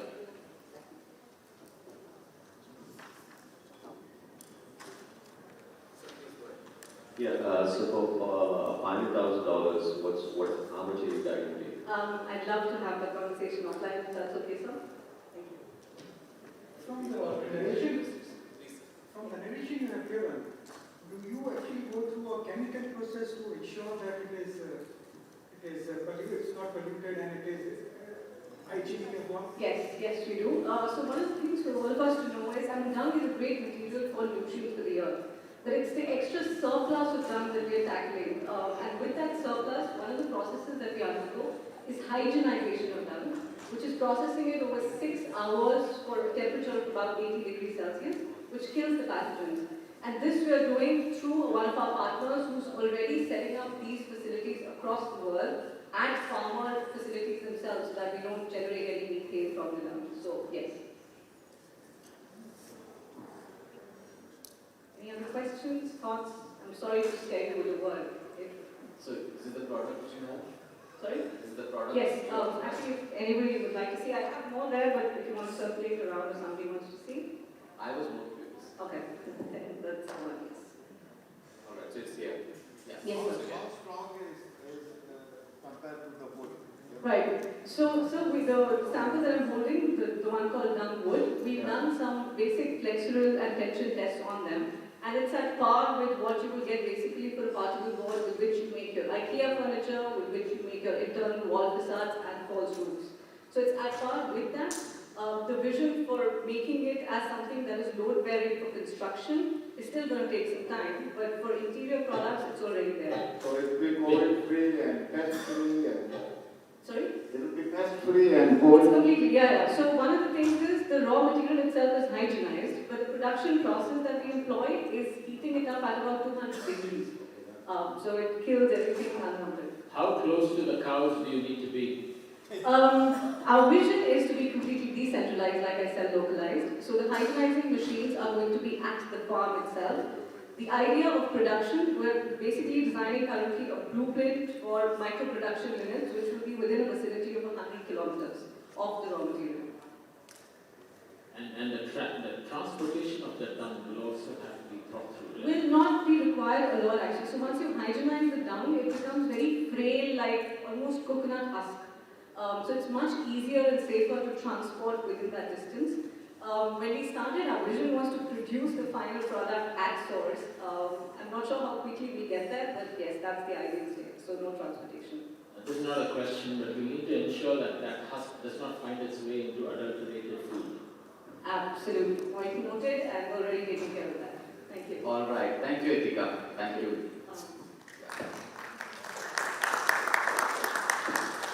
Great pitch and great marketing package. Our next startup is Agri Live Mark, and the speaker is Syed Hektor Ali.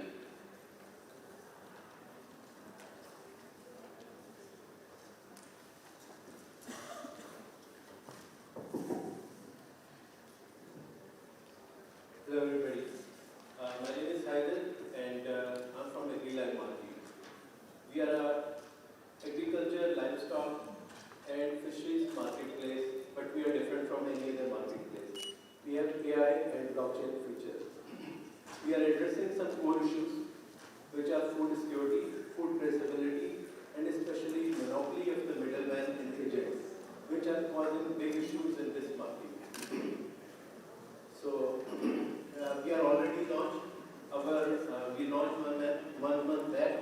We have more than 205 products of our own label. We have almost 10 enterprise customers here in UAE, which we are signing the agreement. I just received an email from one of the customers that they are ready to sign. We are already talking to Ministry of Food Security UAE that this is our aim and this is what we are doing. And that is reaching to a certain level. So, and hopefully we'll sign MOU very soon on this. So, and more than that, I'll introduce my team.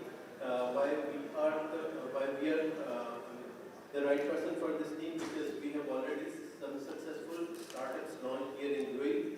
Our team is diverse with telecom, banking, process management, program management experience. We have already worked with most of MNCs here in UAE. So that's all from my side. All right. So, and apart from this, we have some ongoing deals on some rice from India and Pakistan, which is here in UAE and for Oman. And our solution, the main component of our solution is security tokenization, which we are working with BIFC, Dubai Financial Center, for the security tokenization, which will be done with the help of Security and Exchange Commission SCA regulations, which are in place here. All right. Thank you. Any questions from Mr. Hektor Ali?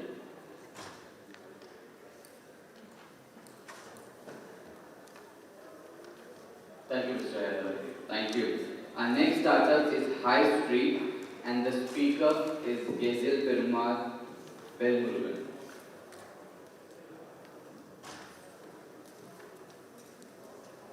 Good day.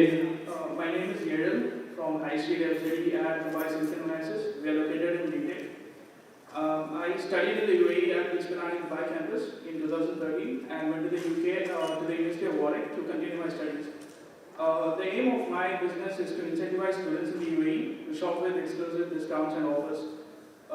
There are about 1.34 million secondary education students and 295,000 higher education students. And the cost of living in the UAE average for a student for each year is about, for each month is about 84,500. And not all students can afford to pay the full cost. So we connect brands with the next generation of consumers, that is students. So we launched the product in December 2021. We established our business in January 2021, and we are a total of 3 team members as of now. Thank you. Thank you. Any questions? Any questions for Yazid? Yeah, first, yes, sir. Who's your competition? We have my IBiz. We have a website called that's International Student Identity Card. But the catch here is that we provide free registration to students. My competitors are charging students a yearly fee. There's a competitor known as The Entertainer, and they also charge students a yearly fee. And this is aimed exclusively at students. Okay, so what's your plans in terms of expansion? Are you looking only in the UAE, or are you looking at the moment, we are targeting only students in the UAE region, and we, as of now, we are targeting only the UAE. And the problem is that not all students can afford to pay the full cost. It will be for international travel or for local travel or for grocery store purchases. Not all students can afford to pay the full cost. So we are connecting brands with students in order to provide offers to students. Okay, what's your monetizing model? Okay, we plan to collect an advertising fee for each of the brands that's posted on our app or website. We have an app that's launched in December 2021. That is the first model. The second model is a transaction fee. For each offer redeemed by the student, we collect a transaction fee from the brand. So we do not charge students at all. We charge only the brands. Okay, what's your burn rate? Sorry, I'm asking about this. Burn rate. Per month, how much are you spending per month? What's your cash? Right now, I've spent 200,000 dirhams. The last year without any income. I spent on my own. It's self-funded. And the burn rate per month right now is 25,000 dirhams.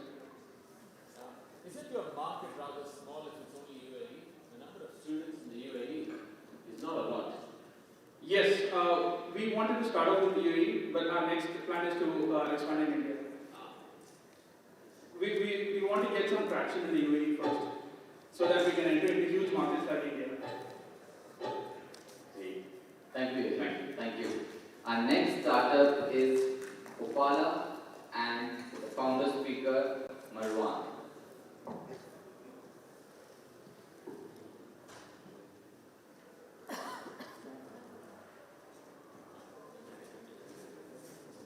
Hi everyone. So this is an experience I'm sure everybody's had. You go to a coffee shop, you have a great place to sit down and work, it's all on your level. Beautiful for working, but because you're not in line of sight, the staff doesn't see you and they forget you because they don't get very bad service. Or you walk into a venue and where it's really busy or it's really dead, so the staff can't come to you or they forget you're actually there and the experience is actually negative. Or you're at an event, watching a football game, watching a concert, you want to get something to eat and drink, but the person is going to wait in line for 10 to 15 minutes and possibly missing part of the match, or you're not going to order something else. This is the experience that me and my co-founders actually have in a lot of venues. My name is Marvo. We are Opala, a smart service platform for the F&B and hospitality industry. The idea for this came to be just before COVID. I know a lot of you have seen QR codes and a lot of different menus. We're not a QR menu, we are a smart service platform. We are, from the beginning, it was built to reduce overhead costs, improve efficiency, and increase revenue. And we've seen this quite a bit with a lot of our customers. As you can tell, in general, we reduce overhead costs by 15%. We actually increase revenue by 25%. We registered just before COVID, and then all of our customers shut down. So we effectively only started selling the platform towards August of 2020. Since then, we're in 14 countries, we have over 400 customers. We work with the likes of MAP, so we do all the Fox cinemas in the region. We do all the F&B venues in the region. We just launched the first virtual food court. We work with Aldar, we work with Zahid, we work with Had in Abu Dhabi, Emirates Leisure Entertainment. We do a lot of the venues at the airport, and now we're going to be switching over to doing the duty free. The first group, so every time they open a new hotel, we go inside with them as well. We operate on 3 commercial verticals, so revenue verticals. Most venues fall into a SaaS model, so they pay for the features that they want. The second one is because of payment gateways, we have a transactional fee. And the last one is based on events, we actually get permission of all the F&B that's actually sold. Thank you. Thanks. Questions from Marvo? Is it a B2C? It's a B2B. B2B? B2B, yeah. How exactly does it operate? So at the most basic level, we walk into a venue. You could be sitting at a table or on a beach, but let's say a kilometer away.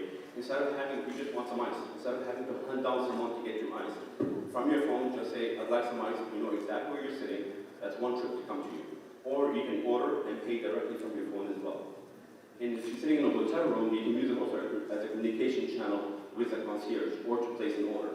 So in hotels, you see this a lot, especially here where we have a lot of tourists. You might have a Russian tourist trying to call for room service, and room service never picks up until the 5th or 7th time you try and call them. And generally speaking, especially in the UAE, you have 2 people who don't speak English trying to communicate with each other, and there's an issue. With us, you pick the language that you want. You can order, you can pay, you can put modifiers, upsells, directly everything inside. It goes directly to the system, and just makes it a lot more efficient. But that makes it a B2C. Well, we actually sell it as B2B, but the end user is a customer, and that's the experience we want to try and improve. So one of our biggest things as far as the way they use the platform, which is a really good coffee shop or restaurant, they don't hire staff now just to fill space. It's about hiring personality. I want to get people who will talk to the customer, create an atmosphere with the customer, but everything goes through the platform, which makes it a lot faster.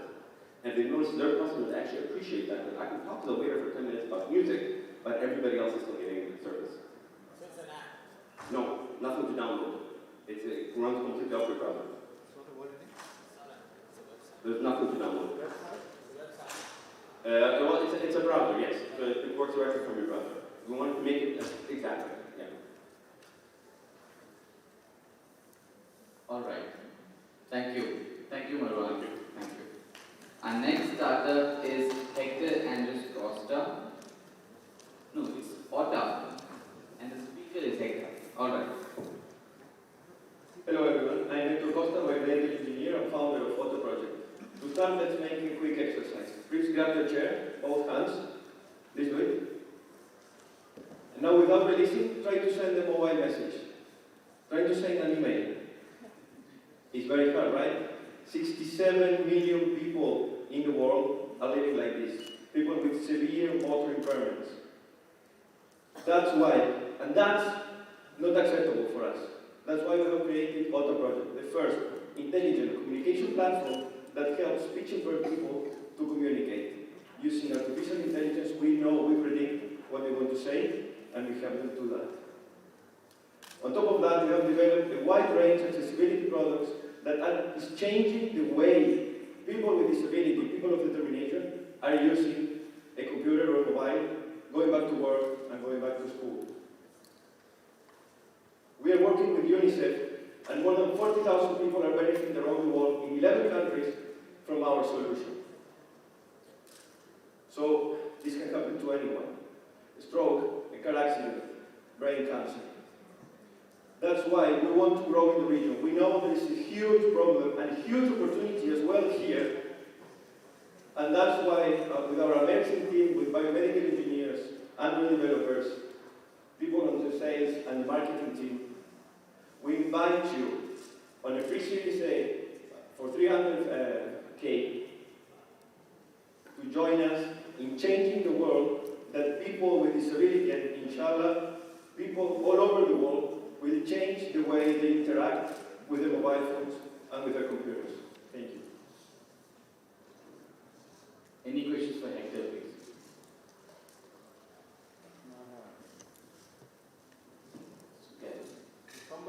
Somebody with impairment, his hands don't move, his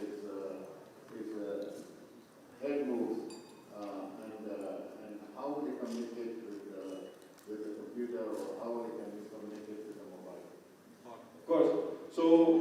technology that can follow the head movement and interact with the computer without any clicks or any... so will it be on a glass or how? You can put a reflector on your glasses. That's one of the ways. We have an eye-gaze technology that only by following your eyes. And on our R&D department, we are developing, already testing with 31 users, a brainwave, non-invasive brainwave communication platform. So it's just one click using your brainwaves. But this technology is already there everywhere in the market. And definitely who people are challenged, what they do is suppose somebody is wearing a glass, there is a white dot on the glass, and he can communicate with the computer, communicate with the mobile, communicate with the name, he can communicate with WhatsApp, Facebook. So what is different between you and what is existing? Our company is based on artificial intelligence, so every time a user makes a click on either our platform or use one of our devices, we are learning from them and providing a better outcome, right? And on top of that, we provide like an integral service, right? We don't just sell the device, we make an initial assessment, we then help them with the legal assistance in Argentina and in Chile, hopefully here as well, to be covered by healthcare insurances. So our impact is on being free to the family, right, to the end user. We have done that with more than 25 healthcare insurances in Argentina, and how many people you have activated here in UAE with this artificial intelligence? So it's around less than 1%. We have just finished our Arabic platform, so hopefully it will grow.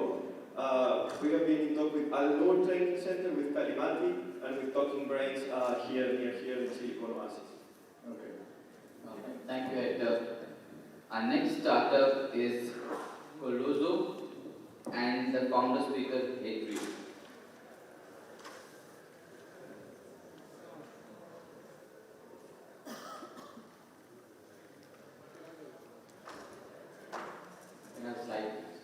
Assalamu alaikum. Good afternoon. So I'm the founder of the BizPortal platform. It's a cross-border e-commerce platform. We hear about a lot about e-commerce in the last 15 years, but this is a very unique one. The uniqueness is that this platform is engaging B2C manufacturer to final customer. No stock in the middle, all of the stock is in each manufacturer, and it's working in one time in 125 countries. It means any manufacturer that uploads his things, his products on our platform, 125 countries can see it on a real time. The stock is in each manufacturer. Who is manufacturer? Manufacturer can be Nestle, can be Puma, Adidas, whoever, and can be a single person, retired, working from home. He can be connected to millions of customers. Now, our platform, as you can see, is divided by countries. Country of manufacturer. We are not working with trader. That means any country that you see on the screen that you are going to approach, you will see only the manufacturer that is working under that flag. But if I take, for example, Nike is manufactured in Bangladesh, but it will be under USA flag. Today what is happening, that many manufacturers are being, let's call it, destroyed in some moment, because the chain that been broke. We have it before, we had the importer, distributor, the shop, and the final user. Today, with the online, the importer goes directly to the final user. So many manufacturers, that was SMEs as we call them, are being disappeared. One more second, it means that we took those manufacturers, we took all of the toxic problem that they had. It means stock in the online warehouse or pay some fees. They holding the stock, we approach to them, we collect it, and we deliver it in 125 countries. By the way, I took it out already.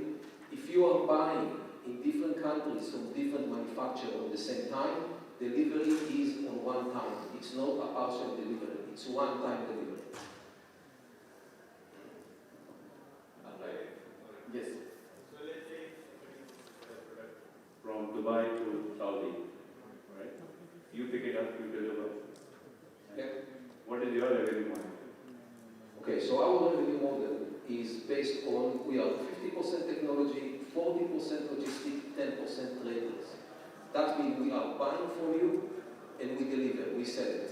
So as we buy from a manufacturer, our margin on cost into sales is about 30% down to 5% or a bit less on electronics. All right. Any further questions on Hektor? So are you competing with the Amazons and the Looms? It's very different concept. Amazon and Loom are marketplace, which means they are open into traders, they are not working under manufacturer. What Amazon going to upload in USA, you will not see it in UAE, you will not see it in India, you will not see it in Africa. So here it's connecting, you can sit at home, do art, do what, any hobby that you have, and you can sell it everywhere in the world, cost-free. You get the money in advance, wire to you at the moment the order is coming. Right now we have 12,000 manufacturers listed, 500,000 product online, and it's a very growing market. We are planning to be in the IPO by the end of 2022. Right now we're working in a very organic way. We didn't open into a paid campaign because the quantity of orders that can come in. So on an organic way, we're talking about thousands of dollars. We are raising now the last round. We basically the last round before the IPO. We are raising $1.5 million to scale up and to put the paid campaign marketing. All right. Thank you. Thank you, Hektor. Our next startup is Camera, and the founder speaker is Anna. Unexpected. I thought one person. So did I pronounce it correctly? Brand name? Yeah, I think something like that. Your time starts now. Hello everyone, my name is Anna, and together with my brother and co-founder Nikolai, we have created a multiplayer gaming cross-platform for casual intellectual games in the play-to-win sector. Look, today, roughly half of the world's population are considered active gamers. However, there are still very few ways for them to make a living out of it. Of course, there is play to earn with NFTs, there are sponsored gaming tournaments, and there is streaming. But in all these cases, the route to income is always long and reserved only to the very top and best ones. So we, with Gambler, are looking to close this gap by providing a solution that will make it very simple and easy for anyone to set up and join tournaments and make a living out of their gaming skills. Look, we have many different differentiators, very strong differentiators to our solution. Just to name a few, our proprietary algorithm allows us to conduct extremely fast matches from few seconds to minutes only without any limitation on the number of players. All our games are 100% skill-based. However, you do not need years of practice and training to master them, maybe a couple of days at max. Our algorithm distributes identical initial and dynamically changing tasks to all the players at every match point, thus making it a fair competition for all. And most importantly, our games really help to fight and prevent memory loss due to dementia, because they provide really good exercise to the brain and make it in a very highly entertaining manner. Today we are at the beta stage testing. Our prototype is fully working.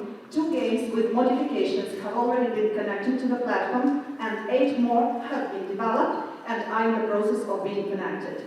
I'm here today to raise $400,000, which we require to further improve and enhance our product, plus connect payment gateway and roll out marketing campaign. And about the name, we use Gambler to describe a professional player that makes a living playing computer games. Thank you very much, and I'm open to any of the questions you may have. What's your revenue model? That's a fantastic question. Actually, our platform is going to have 2 options. So with any sport, you're going to have an amateur section and you're going to have a professional section. So there are different monetization strategies for both. When we talk about amateur section, there are going to be in-game purchases, and when we talk about professional section, then there are going to be special fees that the players have to pay in order to participate in professional tournaments. They expect to win more than what they pay? Well, absolutely. That's the whole scope. Yeah. So the winnings algorithm is Well, the thing is that, yes, our proprietary algorithm is already there. It allows for extremely fast matches, as I mentioned. Our games can last few seconds, 2 minutes only, and they're always fair, always only skill-based, identical tasks for all, even initial and dynamically changing. And what stage are you currently?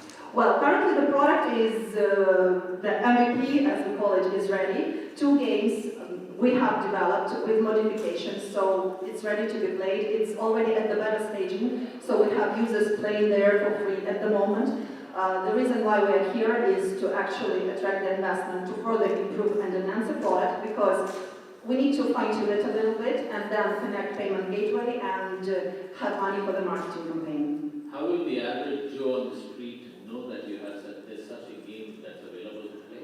Well, exactly. Actually, as I mentioned, we are a platform first, so our platform will allow subsequently, with time, to connect all other developer games to our platform. But about this question, our marketing strategy is very simple.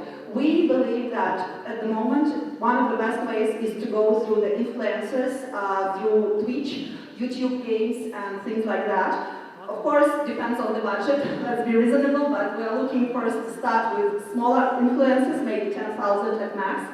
But trust me, once you try this platform, you will understand what I'm talking about. So we're pretty sure that users will be very happy about it. Good luck. Thank you very much. Excuse me. Can you tell me what's your background and why did you start this gambler company and what experience you have in this business? Well, that's actually a fantastic question. My personal background is largely in business. I have worked in multiple industries, even teaching, construction, and hospitality as well. The reason why we started this business, my brother, who is also the co-founder and the technical person behind it, he's the genius that creates a lot of ideas. Our main company is CML Technologies, and Gamer is one of our projects. Why we made it is because we believe that it has amazing potential to really democratize the gaming esports industry in the world. Okay, we believe that it's the project that can generate enormous amounts of money, and as a business person, I am very much interested in generating a lot of revenue and a lot of profit. So for me, it was a natural decision to invest my time, efforts, and passion into this project. Are you looking for further down in the next 1 or 2 years when gambling is allowed in UAE? Would you be? Well, first of all, I would like to stress that gambler has nothing to do with gambling. And as I have mentioned in my brief that all of you have probably seen, I gave you a reference to a very big player in the United States of America, Skills. So we're going to use exactly the same model, but make it way, way better.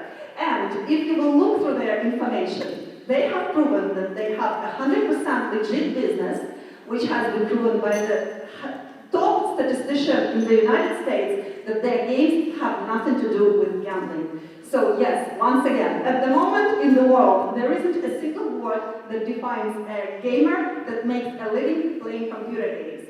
That's why there are people that play for pleasure, but we also believe this is the future of the profession. So we call it gamer, people that make money, make a living playing computer games. All right, thank you, Anna. Sorry, thank you. Thank you so much. Our next startup is Duntray, Middle East, and our founder speaker is Marvo.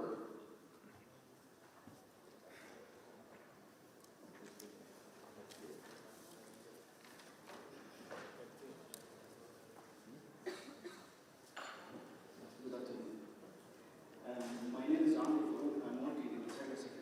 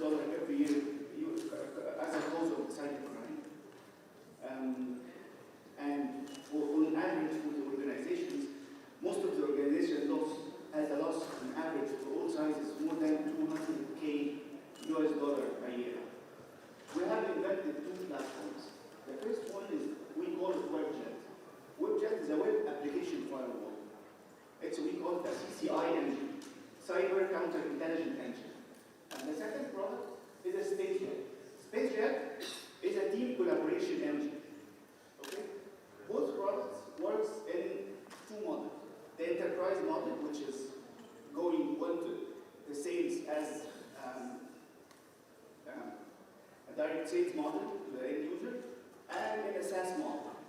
Both products work in a both model. The web that is, we call it the ultimate web protection solution that can deliver a defensive and offensive and deception technology to each corporate. The WebJet is a complete, secure, and private team collaboration platform that can provide audio-video communication, text communication, and file sharing in a very secure platform. And I'm open for questions. All right. Questions for Mr. Farooq, please.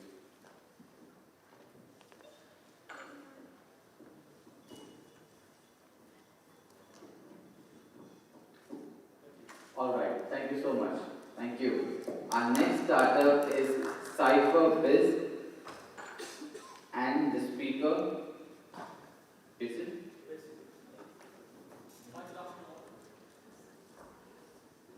Good afternoon all. How many of you agree that the future is going to be a hybrid work culture? I'm sure for the past few years you must have realized the importance of HR professional. How hard to track data and manage employees during this hybrid work culture, isn't it? Myself, Basil Ali, co-founder of CyberBiz, me and my co-founder Anisha will face similar issues in our HR work life. Then we decided to come up with a portal, cloud-based SaaS platform which can automate entire human capital management right from hiring to retaining the talent. It will simplify, it will reduce the cost in time and boost the productivity of the employee. Eventually help the employer to save a lot of cost. Do you think one software can fit into all country by meeting all the statutory requirements and the policies? Yes, that is our USP. Our product is designed very dynamically in a way that which can meet all the country requirements as a statutory requirement and policies. And we can easily scalable to any market, to any size of organization without adding much on the cost. While there are many players in the market, in the room, still there is a huge market out there for us to acquire. If I'm talking about GCC, there is 2.3 million registered companies in GCC, which we are considering as our addressable market in the initial stage. As per the latest study, 84% of companies are bringing automation by 2025, which is a huge market for us. And we are targeting at least 6,200 companies to onboard with us in a few years, which will enable us to get 180,000 plus employees on board. We are in early stage, in beta stage. We started implementing our product on companies and getting the traction within the short time. And we are expecting to have at least 5,000 employees in this financial year. Our CAC is little as 1,000 dirhams and LTV for the lifetime value customer will be 14,500. And we are looking for a seed investment of 1.7 million dirhams for revenue of this financial year, out of which 37% will be utilizing for the product development and the 30% for sales and marketing, and the remaining will be used for the operation. Thank you very much, and I'm happy to take any questions. Alright, questions for Basil, please. Any questions for Basil? Alright, thank you. Thank you. Thank you, Basil. Our next startup is We Are Friends, and may I invite Christian.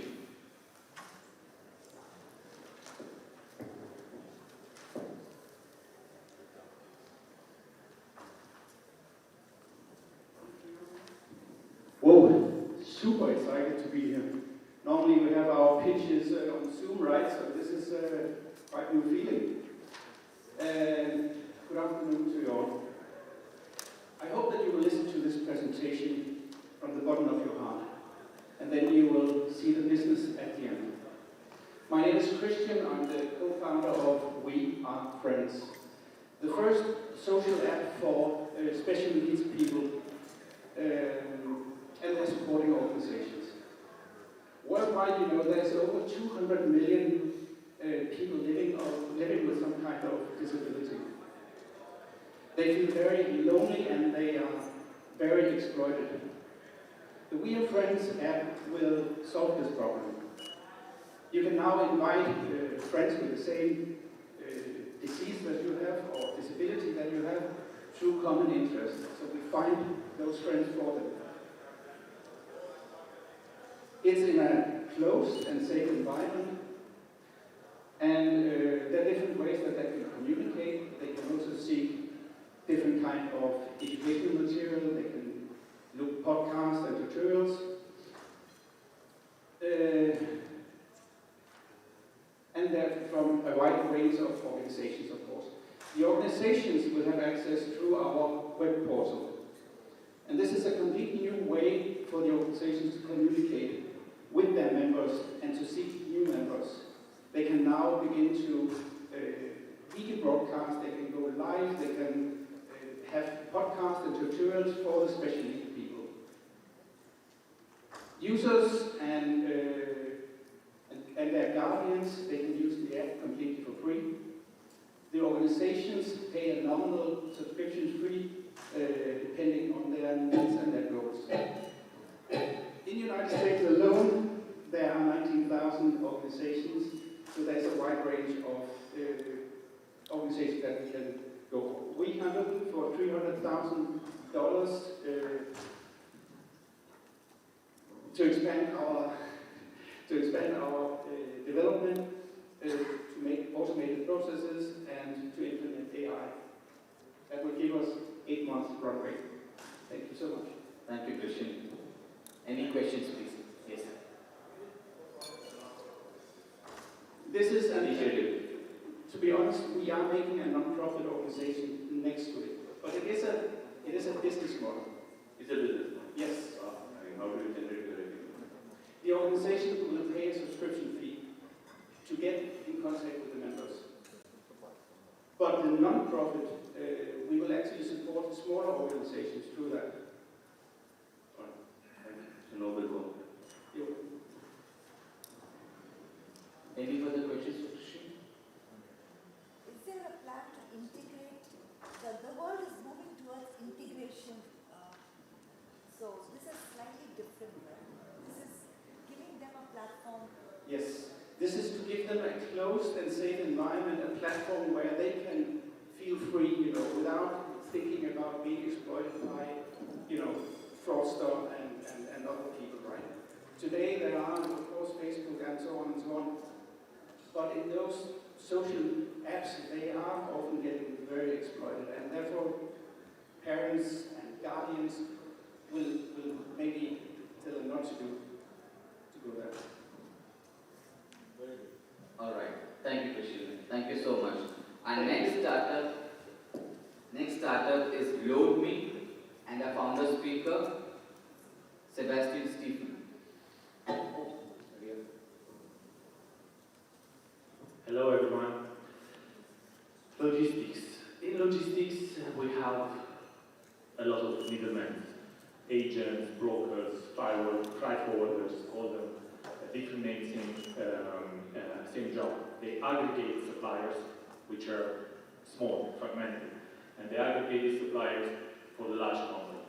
Now, what they fail to aggregate is data, and that's why now large companies are blindfolded. They don't know where full truckload is when it gets stuck in the Saudi border, for example. And their expectation has increased. It's only normal now when you order your pizza, you see your pizza coming to your home. It's only normal to see where your full truckload got stuck.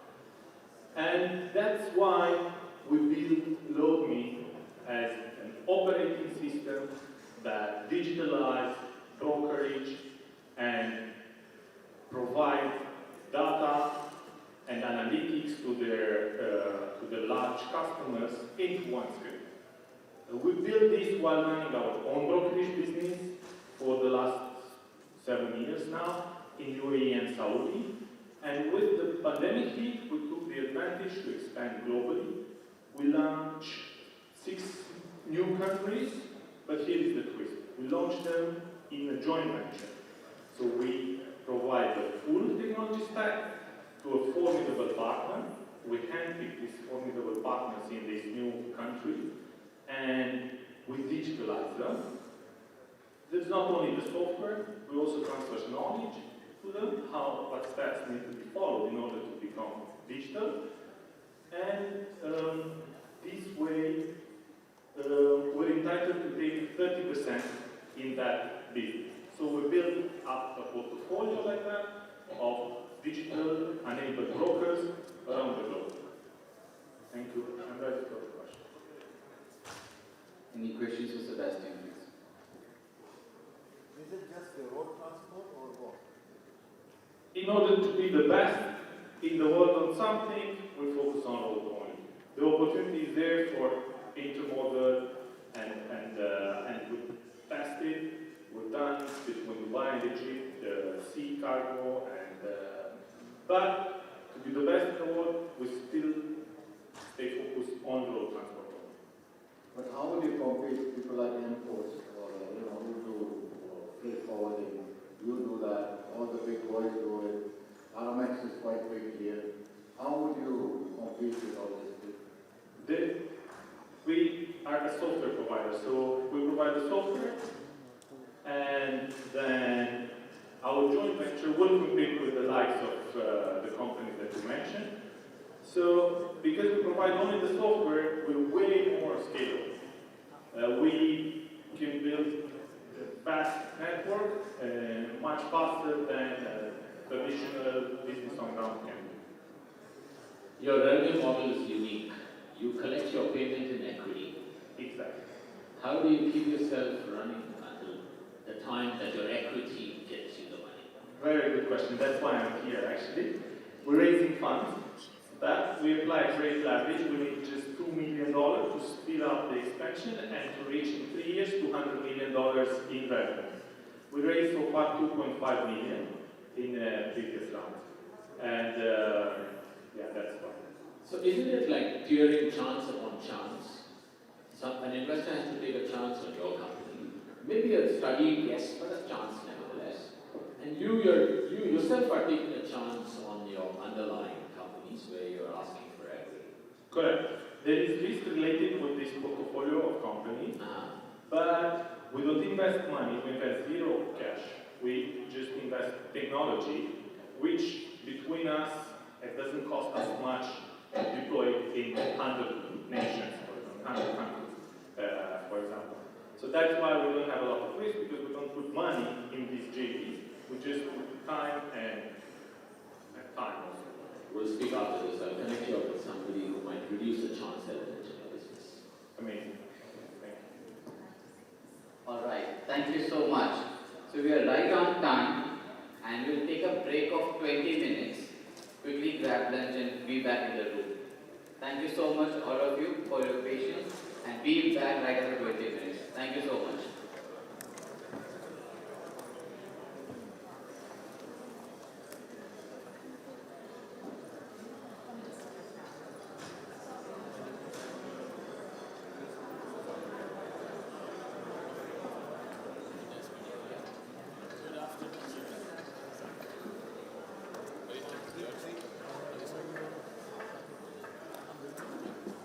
Thank you. I'll give you a buzz.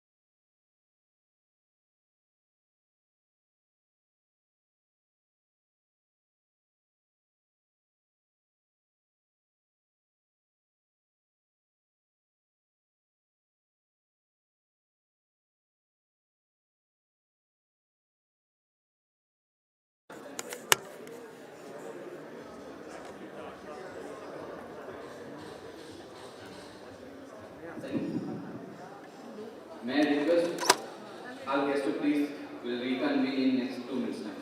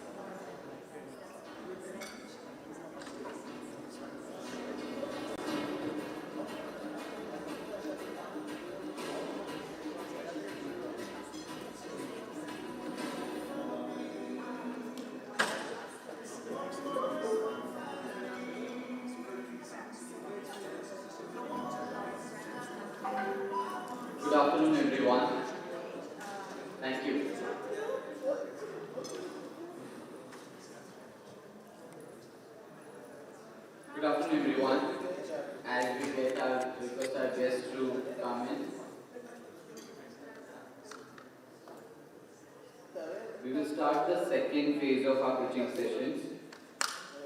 And while the startup is ready, I will now. So we would like to thank HSBC for all the support. They have been associated with us since the third pitching session, and they have taken care of the entire 15, which has to come, till March 16th. All the forthcoming sessions. We have the regional head of MENA, non-resident Indian services, Neha Dhai amongst us. So I would request Neha to please come to the stage and address the gathering. After a short address by Neha, we would then start and reconvene with our pitching session. Thank you so much, Neha, on behalf of the India Innovation Hub for your support to the entire initiative. Good afternoon, everyone. My name is Neha Ghai. I head the non-resident Indian banking services for HSBC. It's a pleasure to be here this afternoon. And while we made my introduction, I would like to take this opportunity to speak a little bit about HSBC. I know most of you would be aware with our presence in the region, but just to touch base on how we assist our customers, I'd like to share that HSBC is one of the largest banking and financial services organizations all over the world. We operate in 64 countries. Interestingly, we serve around 40 million customers across the globe, and we have our key businesses present globally, which are banking, the daily banking, as we call it, everyday banking, wealth management services, private banking customers for ultra-high net worth individuals, commercial banking, international subsidiary banking, and global markets. In the MENA region, specifically, for people who may not be very familiar with the MENA presence, we operate in 9 countries. These are such as UAE, Oman, Bahrain, Qatar, Turkey, Algeria, Kuwait. In UAE specific, we have been here for almost 75 years.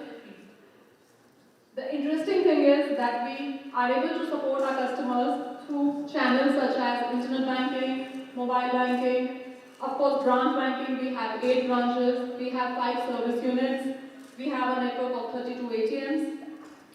The reason why we are participating here is to create this awareness that we have our staff present in the premises. We have a small little kiosk outside. Should you have any queries, should you want us to connect with you for any of your banking financial services needs, here or internationally, anywhere in the world, please feel free to connect with our staff. Thank you so much. Thank you so much, Neha. So HSBC team is around here itself to support all the way. So the next startup, please welcome. You are ready, right? Our next startup is Treati. And the startup and the speaker, Mr. Hussain.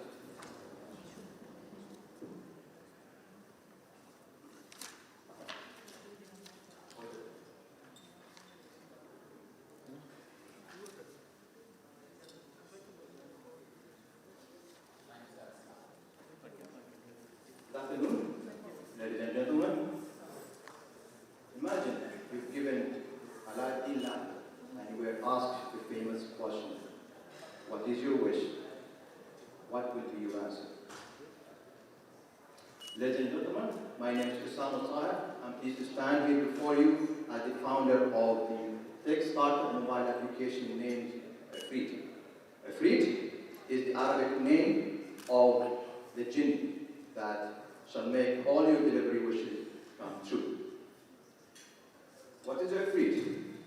We are a mobile application startup hub that we are going to connect end users with delivery service provider under one platform using a unique business model. Looking at this graph, you can see that we are unique as currently in the UAE market, there is no any competitors using the bidding solution that we are offering. Why we are coming up with this solution? Because of the high price of the delivery cost that everyone in the UAE is experiencing. why we are looking at this business? Well, the market size of the last mile delivery service in the UAE till 2021 was over 4 billion dirhams. The serviceable market is over 500 million. If we are talking about 3% of that, I think we are going to do well. How are we going to do it? Well, we have a simple, straightforward business and revenue model. We take a percentage commission from each and every booking from both end users and service providers. So our vision is simple: 23 UAE, 25 GE. By the year 23, we are looking to expand all over the UAE. By the year 25, we are looking for global expansion based on the market insights. Thank you very much. I'm ready to listen to your questions. Any questions for Hussein, please? Yeah, Mr. K. Why would people use you when everybody else can go direct to Taliban, why should they come to you? Yes, well, okay. For Taliban, Kareem, they are looking at the one business sector, which is customer to customer. We are looking at every other aspect. We are looking at C2C, B2C, B2B. We are open platform. We do not charge you per kilometer. We do not charge you fixed fee per delivery. If, for example, from the DSO, 5 kilometers away, if you use any other platform, they will charge you a fixed amount, regardless of what is the distance. Logically, it shouldn't be the way. So the high price that the end users or the customers in the UAE are facing is bringing up this idea. So you charge per kilometer, or? We don't charge per kilometer. We are going to have the number of delivery service providers in the UAE is massive. They are all working independently. There is no a single hub that connects all of them. So we are going to connect all of them, and we are going to create kind of a competition where, as a customer, I'm going to place a job order that I want to pick or deliver an item from point A to point B. I will have 10 Afrits, right? It's called like that, giving me an offer. All right, I'm going to deliver it to you 10 AED. This guy will say 15, that guy 20. He will say I'm going to deliver it to you in an hour time, in 2 hours time. For me, it doesn't matter how it will be delivered. Walking, using a scooter, using a bike, using drone, car, I want my item to be delivered. So each and every service provider is going to optimize his cost in order to be competitive and win that bid. So why I, as a service provider, will come to you? Well, I am very efficient myself. Why should I come and... I'm going to get you more income. I'm going to get you more customers because users are going to use my platform because they are aiming for cheapest and lowest delivery cost. How many service providers are now associated with your company? Well, currently our platform is an MVP, so we still did not engage with any service providers. So our target is by within this month we are going to go live. Okay, thank you. You're welcome.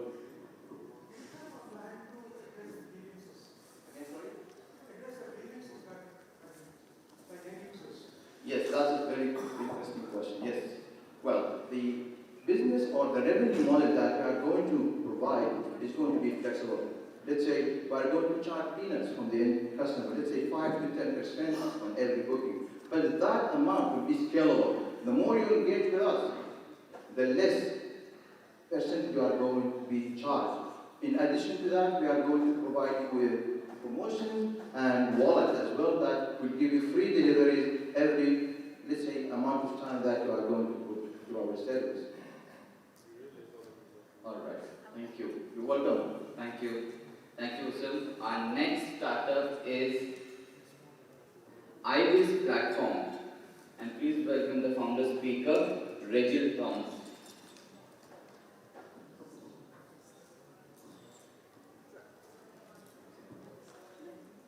Thank you. My name is Mr. Regil Thomas. I am the founder of IBiz Platform. IBiz Platform is a cloud-based SaaS platform where we are connecting companies in industrial, marine, and construction sectors. It is found that a typical business in this sector normally spends 80% of their revenue is coming from repeated customers, and only 20% of their revenue is coming from new customers.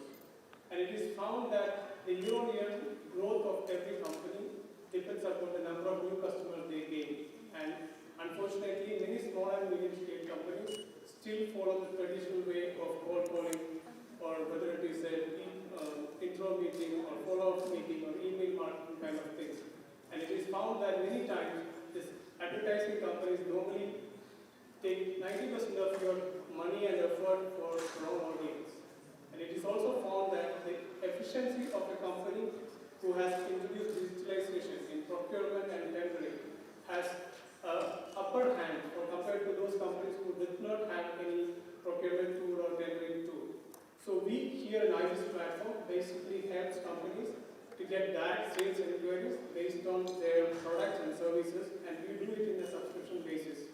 In addition, we help companies in digitalizing their procurement using our procurement tool, and we have a tendering tool which helps in vendor pre-qualification and which helps in even order releasing also. We also have nearly 600 plus companies already enrolled with us, which is nearly 15% of manufacturers, 20 to 25% of contractors in this region itself, and balance of traders and services. So we are a team of 5 members, and we are an year-old company now, and we are in the growth phase. We started revenue from November onwards, and we are looking for an investment of $50,000 to run for next 12 months. So we thank you for your time and looking forward for your questions. Questions for Rachel? Yes. Now, looking at your revenue, where do you project yourself in, let's say, 5 years? Because what you showed there, I would be quite loath to put money into it. It's just very little coming out. It's based on the current team projection, but it never depends upon the current team. We always keep adding the team, and they close the number of multiple. So we are projecting $1 million in 4 to 5 years actually in AR. For 250,000, what are you offering? Actually, it's a SaaS model, so the revenue and evaluation definitely we can work it out and we can speak it separately. So there's no problem. Oh, how much is from November you started getting working, right? Sorry? We got revenue from November onwards, but we started almost 1 year back. 1 year back. So, what is your projection for the next 1 year revenue? Actually, without any external fund, we are looking for AR of 150,000, and next year nearly 500,000. Okay. So with additional investment, we will be able to multiply our sales team. Basically, we want to multiply our sales team because now we have entered into the revenue phase. So we can, the more we multiply, we will be able to generate more revenue. Whose cloud do you use? AWS. AWS. Okay, thank you. All right, thank you, Rachel. Our next startup is Soft Seat Technology, and from the speakers, Mars and Arshila.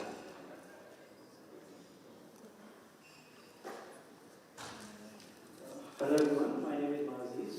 I'm the head of product Treati. I'm here today to ask for $4 million in terms of equity. Treati turns a car rental company into a smart city mobility company, giving power and flexibility to manage real-time booking for cars on lease, share, or rent using the artificial intelligence connectivity with an option to earn in future digital currency for customers and for the companies. Considering the opportunity in the current industry, there are millions of vehicles available in the parking lot of car rental companies and millions of online customers looking for cars on rent. But most of the car rental companies are unable to approach these customers, and they are losing a lot of their businesses due to the lack of a smart solution.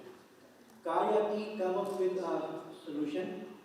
We have an amazing booking experience on the touch of a button for cars available in nearby parking and convenient for customers to click and drive.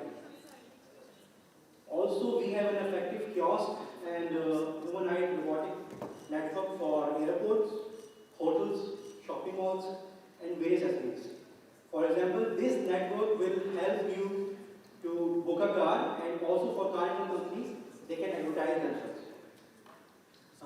in the era of autonomous vehicles, Karyati is giving new ways for renting, and soon cars will be synchronized as per customer requirements and their location. Furthermore, virtual car rental franchise will add value to the customer acquisition. We are at the stage of MMF, that is, minimum marketable features are available and we are generating small revenue. And we are looking for seed funding. And we trust that you will join us, and we are welcome for the question.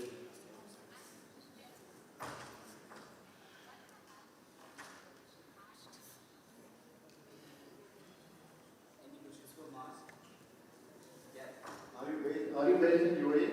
Yes, we are based in. So which car hire companies are working with you?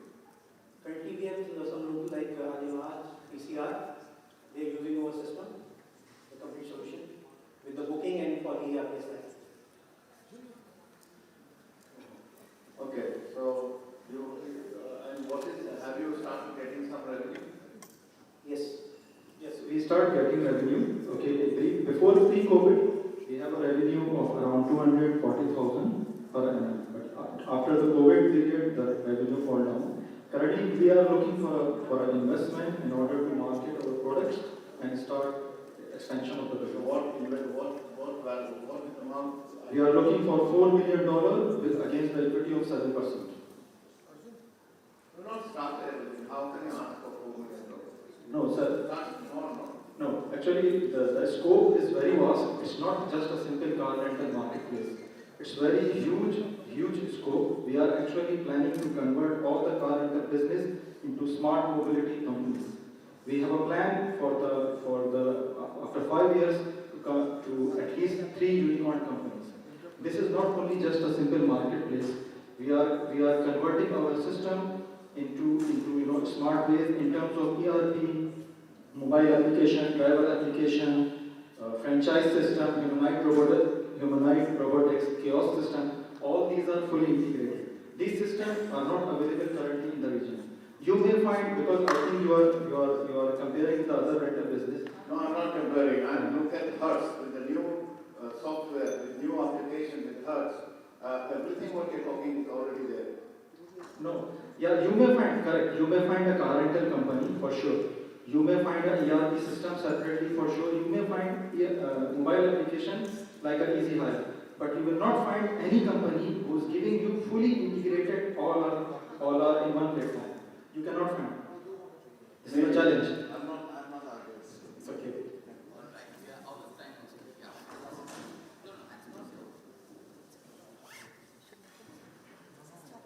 If I heard you correctly, you said you're looking for $4 million and you get 7%. Correct. That means you presuppose a valuation of $53 million and you're making $200,000 revenue? No. See, the plan is like this, that we are going to spend this, we are asking this money for 3 years. And we have a projection of around $79.9 million after 36 months. Okay, but that's what we are asking for 4 million. This 4 million we will utilize. It's going to be difficult to raise that because that's all unlaid eggs. No. Right. Okay. After the meeting, I can show you all this calculation and I prove to you. Thank you so much, ma'am. Thank you so much. Thank you so much. Our next startup is Moonray, and the founder speaker Treati.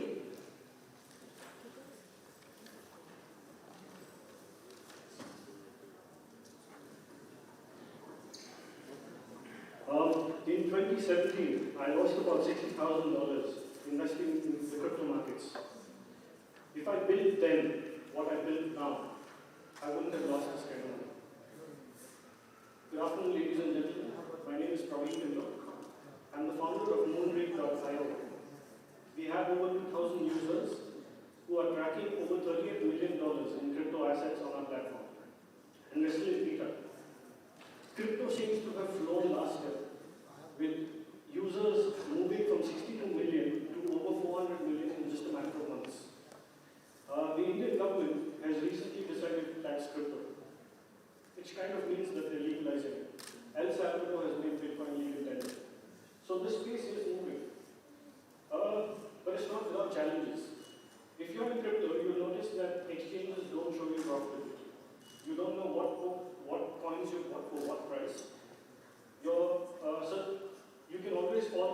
trap of a rug pull. So how do you protect yourself from all of this?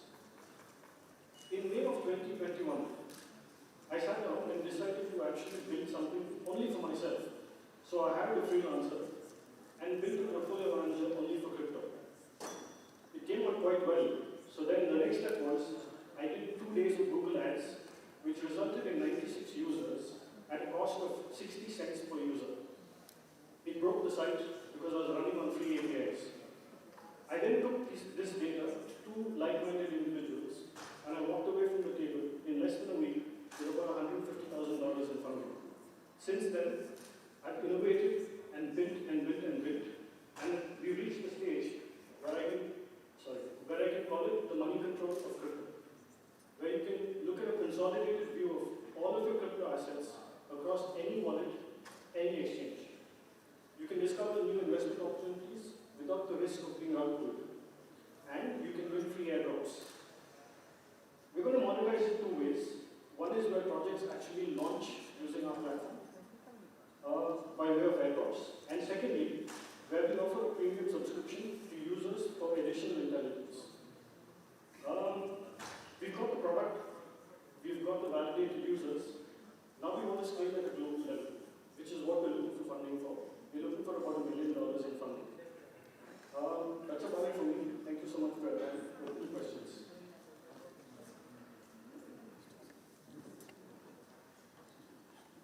Any questions for Progno? So do you have a range of cryptos in which the users, the consumers can invest?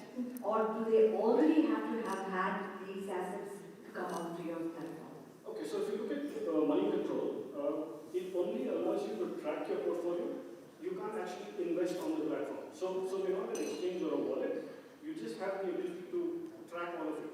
Because if you deal in crypto, you'll notice that it's very difficult to look at profitability. I have accounts on 14 different exchanges. Some of the coins that I have are not available on the Binance or the Coinbase. So I've got to go to an MEXC, a Kraken, I've got different usernames and passwords, different coins sitting everywhere, and no clear view of profitability.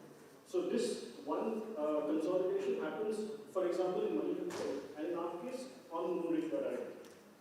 So none of the assets actually stay on our platform. So how many customers do you have? We have 2,000. It's a free platform. We're not going to charge users. It's ad-free as well. We want to keep it completely cluttered. But twofold. One is we're going to charge the projects to actually market themselves, because in the crypto space, an IDO, an ICO, an IGO isn't allowed to be able to market on Twitter, on YouTube, on Google. They don't allow you, primarily from the rug pull perspective. But then if we build a team of analysts that actually study these projects, deliver to users, having done all the risk assessment, and then offer it to people saying that this is a risk-assessed project, this is what you've got to invest in. That's the kind of things that we're building in the platform right now.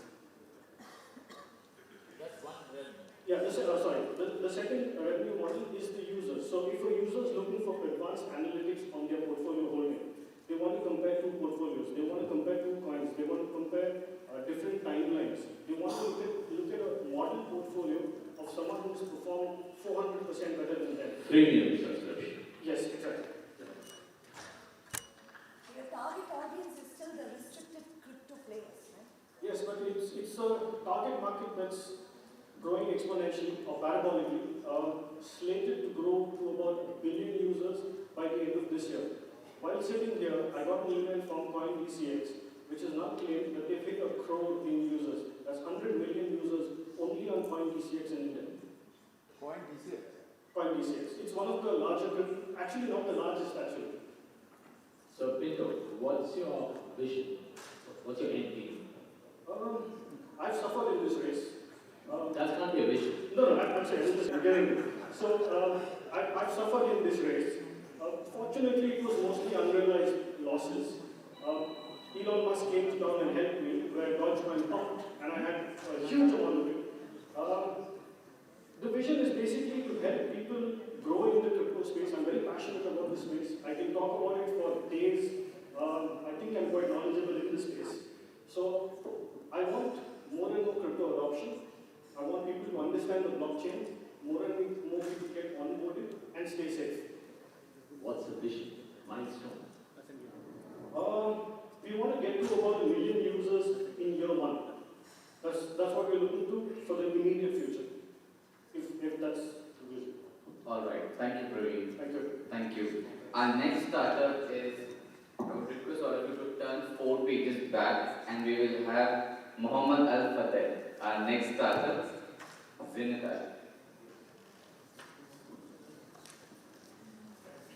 So, in the news every day, we hear about cybersecurity attacks, data breaches, data leakage for organizations, even if they have advanced security and data protection technologies. Attackers are using sophisticated ways, targeting the weakest link in the cybersecurity ecosystem, the human element. My name is Mohammed Al Fateh, co-founder for Zinad. Hello everyone, Assalamu alaikum, thank you for having us today. In Zinad, we started 2014 to provide cybersecurity services and solutions to our customers to protect them against advanced threats. We started by our first technology, our first platform. It's entrenched ZSOC. This platform is for providing advanced interactive cybersecurity awareness. With the increasing demand in the market due to the regulations, talking about standards, global standards, or even local cybersecurity frameworks or national frameworks, they are all mandating the need or the requirements for cybersecurity awareness, some of them naming the need for cybersecurity interactive platform. These are now deployed in different customers in the region. We are talking about central banks, ministries, many governmental entities, many companies in telco, and many other customers. In 2020, and in response to the COVID-19 pandemic, we developed our second platform. It's a platform for interactive cybersecurity virtual events.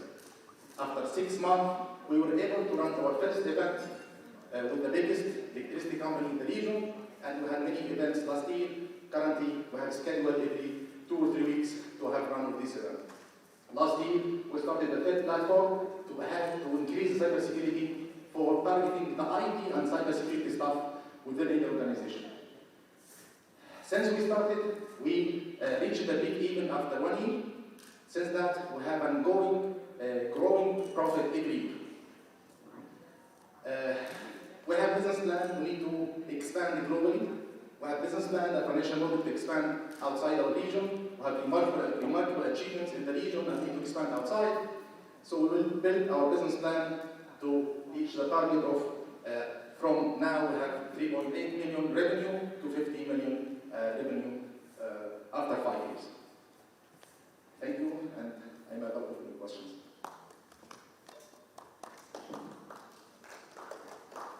Questions, please.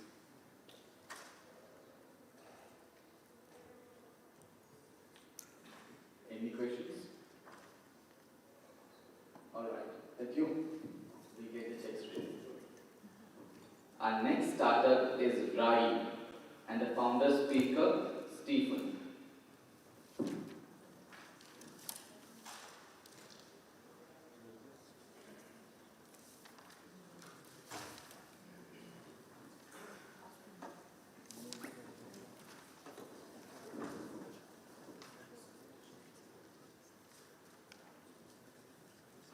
Good afternoon, my name is Stefan Zulpia, and I'm here to speak to you about Rai, which is the Arabic word for my opinion. So living here in this region, most likely you face challenges in trying to find the right business that meets your needs as a consumer. This can be maintenance companies, vets, carpenter, the list can be. So the question is, why this challenge? It's because information is very scattered. You spend a lot of time scouring through these sources, trying to ultimately result in some sort of short list. Then you use reviews in order to assess, and then you make your choice. The thing is, 90% of people, over 90% of people, actually say they prefer to rely on word of mouth, but they don't have the right network. They feel like they lack a sufficient network. So this was the inspiration for Rai, which is our digital word of mouth. And so Rai is a recommendations platform first, and a reviews platform second. And through Rai's Inspiration Hub, users have access to different forms of recommendations. So they can be user-generated lists, polls on different topics, discussion boards, and more. And what's very cool is that you can actually follow other users on the platform. Right? So these are the people that you trust, and then you're able to filter the information to only see the contributions made by those people that are now in your trusted network. And now, with this, once you create your shortlist, within the same ecosystem, you're able to go and read reviews and make your assessment by actually seeing live reviews and Google reviews within the same place. So the app now is up and running, covering the city of Dubai. We are now raising $1.5 million to, one, expand the coverage across the whole UAE. We need to enhance the product to, one, create an Arabic version, and two, create a web-based version to help with SEO. We need to build up the Rise internal resources, and we need to do customer acquisition campaigns. All with the aim of building Rise active user base. I hope this opportunity excites you as much as it excites us, because we're building first time ever digital word of mouth. Thank you very much. Thank you. Any questions for Stephen, please?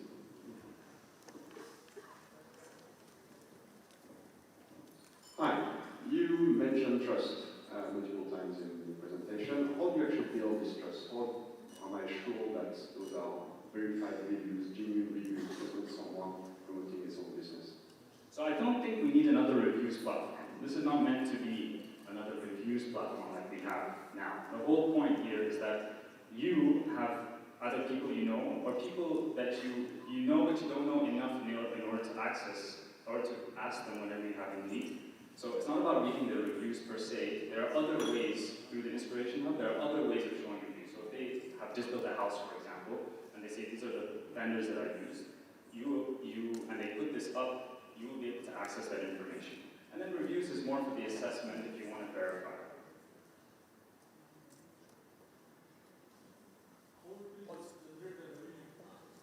So once you build, the whole key thing to this is to build an active user base. Once we have an active user base, users that get on a platform like this have a very high purchase intent. They're likely to make a purchase very soon. So from a business perspective, if they will pay.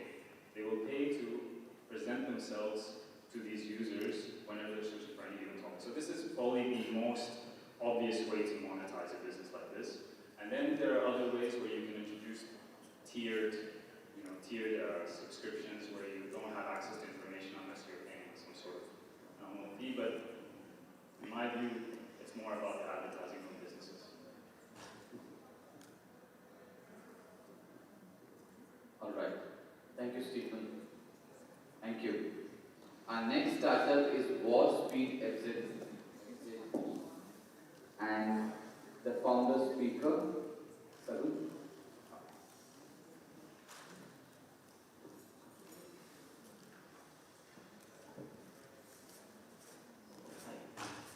Did you know 60% of all the restaurants fail within the first 3 years? That's a crazy statistic. And I faced this problem and had to shut down this restaurant within a couple of years.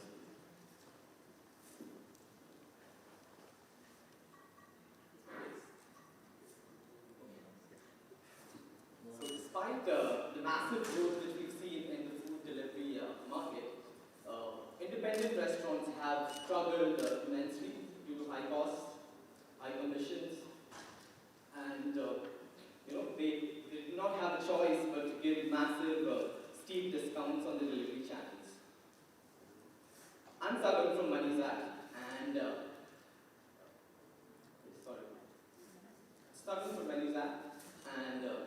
we have developed a solution where we develop virtual restaurant brands, which can be deployed at the host kitchens.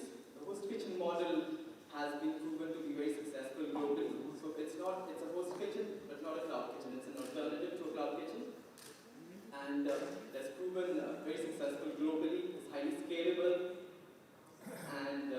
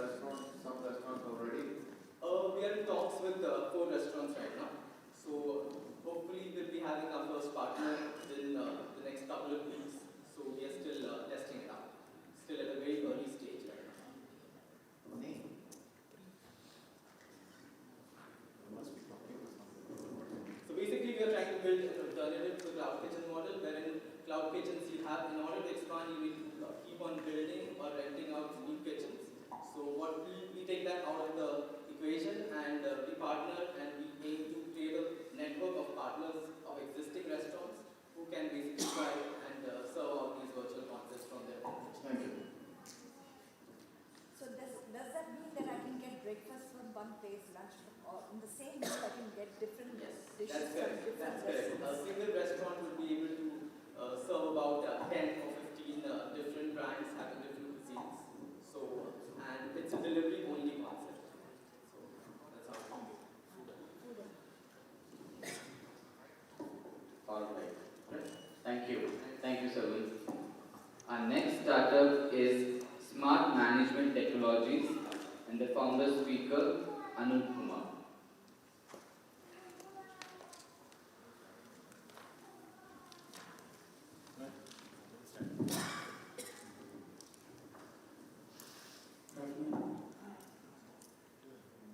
Imagine a material that is not getting used for its actual purpose. Big like a valve which is not used for regulating a flow, it has become scrap. So this scrap, when you sell, you get a price of 10 to 15% of its bought-out value. As a platform, we promote a sustainable business. As a platform, we promote sustainability in our as a core concept.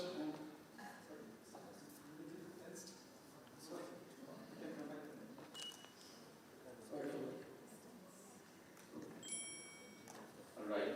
Is anyone? Our next startup, please welcome Enigma and Roland. Good afternoon, everyone. My name is Roland Hashim. I'm one of the co-founder of Enigma. You can scan our brochure. Our website is enigma.tl. Let me start talking a bit about Enigma. I'm from the market. I have 15 years experience between Cisco, Huawei, and other companies.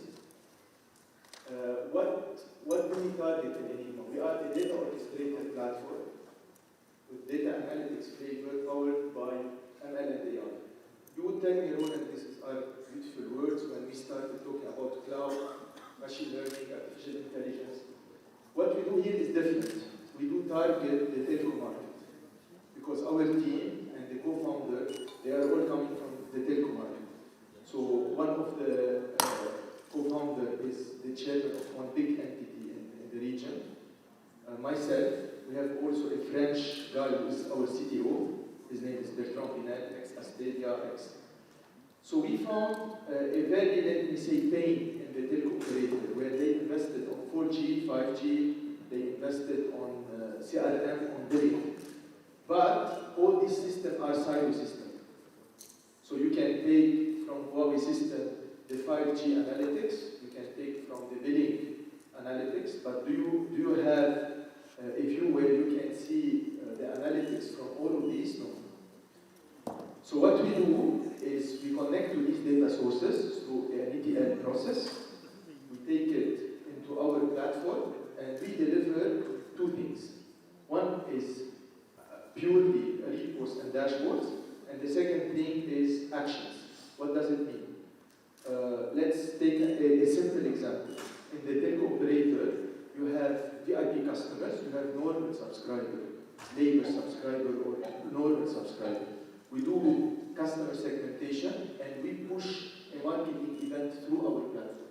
We can build use cases from the network performance to the marketing, to the finance, to other also. Nobody asks what is, or maybe now you will ask why Enigma or what is the name behind it. If you know, Enigma was the platform created by the German during the World War II, and Alan Turing, he decrypted this platform. So we were impressed. We hope no one will be able to decrypt our platform. So we're trying to make sure that no one will do. But we were inspired by this system because we can see a lot of analytics and stuff.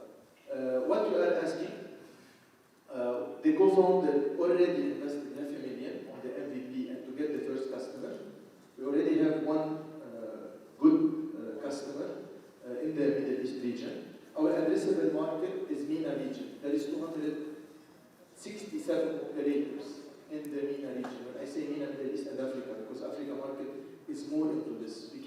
help a lot. We have one signed customer, as I mentioned. We have POC running. We have MVP ready. We have more than 5 use cases already done. How we do work, subscription licenses. We build use cases, and for sure we charge for after sales and support. So this is our story. I can talk a lot. We have a lot of marketing materials. We already created a short video. But I wanted to stay till the end to take more time. You can, surely. Thank you, guys. All right, Carl, thank you. Go ahead. You said that your solution connects to data sources. Yes. How does it connect to the data sources? Look, we have done a lot of work when it comes to APIs. So it connects to API. It depends on what is the data source. If it is an unstructured data source which you're going to pick up, then how would you do it? I'm in the business side, my friend, so no worries. We have technical people who will answer this. So is this a solution or is this a platform? It is a platform. It is a platform. It is a platform, but also don't forget the business side are different use cases. So look, always we face this customer. You want to sell me the platform or the use case? It's a good question. I can sell you both. You can sell me both. So who does the services? We can do it. I will give you an example. We were participating in one tender in the Middle East region, in one of the Gulf region actually. The customer decided to do the use case himself. So we can train him, and he can. And this is, by the way, don't say to anyone, this is one of our added value, because if you go to any competitor today, the big companies, they will always not let you build your own use case. They will charge you for all the licenses. For us, we charge the license, you build your own case, we are happy. We will need to discuss this. Sure. Yeah. But no technical question, I don't expect from me to answer. He also needs more time. It can be on the forum. Yeah. Thank you so much. Thank you guys, hope you like it. Please visit. He removed it. Oh, you Thank you, Ron.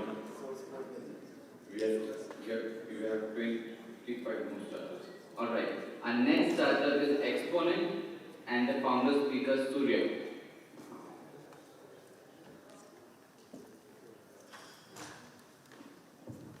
I would request all of you to use the notepads now for the later entries. So request please use the notepads. Good afternoon. Surya, thank you. My name is Surya. I'm co-founder of Exponent. So let's talk about this. So ever since the global pandemic, there's been an uptick in investment in the global market. And as of now, there's 5 times more retail investors in the market as opposed to any other time in history, right? But we started thinking, how can we help people with a median income or an average job get exposure to investments and actually start making good returns? We've identified that an average user or a person thinking of getting into investments has 2 major barriers. Barrier number 1 is there's a general lack of knowledge. Barrier number 2 is there's essentially a huge capital influx that's expected when you want to start investing, especially if you want to hire a wealth manager, portfolio manager, or someone with expertise. And we found a way to mitigate all of that using Exponent. So Exponent is an application that's being developed as we speak, and it will be going live for beta testing, I would say around April. And how it works is like this. So it's an application, you download it, you link your credit or debit card to the application, and anytime you swipe, anytime you make a transaction, it rounds it up to the nearest 10. So what that basically means is, let's say you spend 36 dirhams somewhere today, and you swipe your card, it gets charged 40, and the remaining 4 gets invested in global markets for you. So what we've done is essentially take savings and give you an investment type return on spare change. So this type of idea does not exist in the Middle East, and we're working with a lot of people to try to make this a reality. The ask today is quite high. We're asking for $10 million, and I can explain why we need that much. And 3 major points. 1, obviously the app needs to be absolutely smooth and make sure there's no problems with it, because real people's money is on the line. Number 2 is we are working with fund partners. So essentially we're in talks with 4 different fund partners at the moment, which is a bank, a hedge fund, could be a financial service provider who will handle the portfolio for the people. So your money is handled by professionals. So what we've done with Exponent essentially is giving you your spare change treatment that usually requires millions of If there's any questions, open to answer them. Great. That was Exponent. Hi. Which regulation are you subject to? Do you need money transfer license, Treati, B4? Right, so there's quite a lot over there, but the thing is, since micro investments don't really exist as a law yet, under the DFSA, we are currently in the in-principle stage of getting the innovation testing license, which is basically giving us permission to do all of the things we require, and they watch us for a year, and at the end of it, they design the law for new companies based on how we perform. So under the innovation testing license, we have a 6-month beta testing period that starts in April, which is when we're thinking the app should be ready. And so after that, the license will be designed first. So we have money services, money transfer as well. And the actual investment of it, we can't do that because obviously you need different kinds of licenses for it. So we're partnering up with a fund that will handle the pool of investment.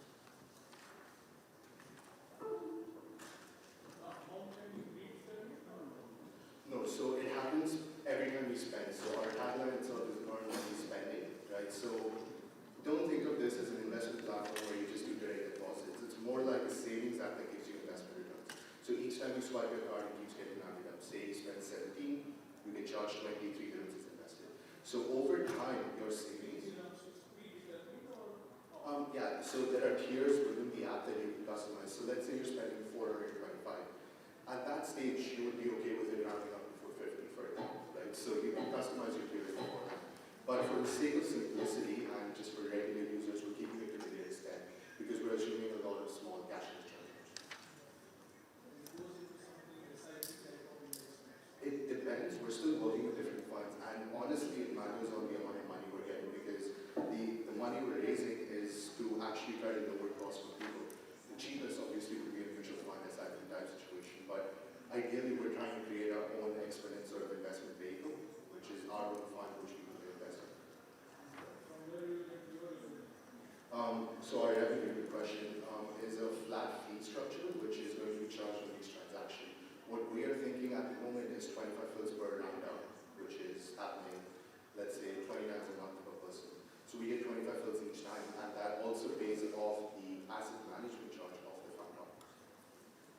So the users essentially have 25 fils per round up transaction as a fee. Your website says only 200 customers will be becoming the first investor. Where you will... No, so the 200 are eligible for a reward, which is basically we're giving them tokens which can be converted to actual money. And that was kind of a waitlist thing we had to do for the DFSA to show that we had public interest in the idea. But obviously it will be open to more people. All right. Thank you, Surya. Thank you. Our next startup is Marvo, if I'm pronouncing right, and Dr. Mohammed, our next speaker.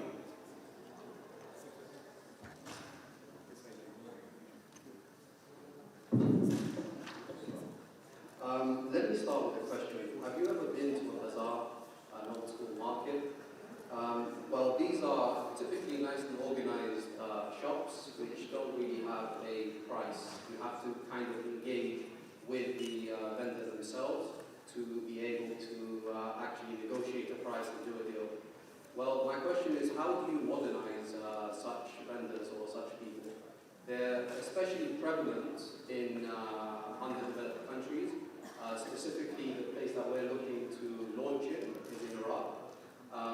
The app itself is called Marvo, which is an Iraqi term for WhatsApp, basically. And so our solution to this, essentially, is a matchmaker connecting consumers and vendors. And we're looking to start in Basra, where there's a population of around 1.1 million people, and eventually expand to Baghdad and go live. Iraq is the place that we chose initially to launch in, is because I'm from there originally, and also the population is around 40 million, 60% of which are under the age of 26. So it's a good place to start. Typically, the people there, what they're doing is using technologies or social media such as Instagram, and they are uploading their shops on there, and they're putting in the description a WhatsApp number asking you to either DM them on Instagram or WhatsApp them to discuss an item that they put on the app and do the deal and arrange for delivery and everything like that. So we are currently at seed stage or pre-seed stage. We're looking to launch the application towards the end of the month. Our iOS is ready in 2 languages, English and Arabic. Our Android is going to hopefully be finished in a week. And then we would go to market hopefully by March. I'd like to open the floor to any questions. Questions to Dr. Mohammed.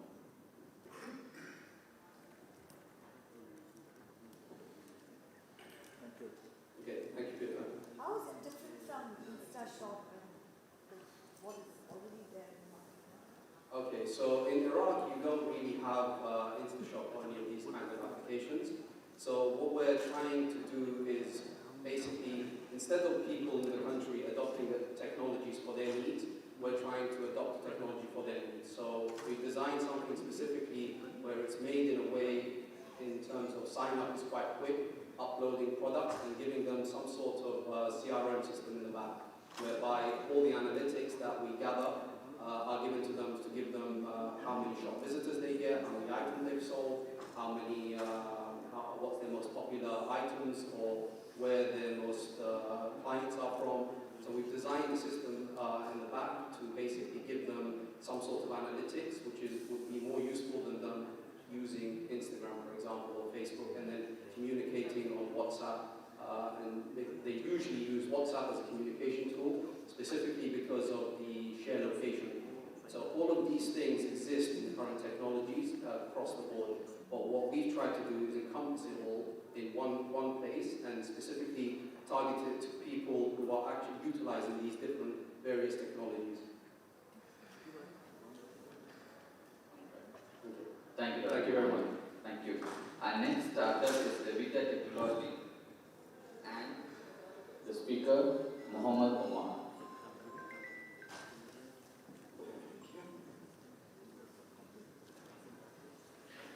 Hi.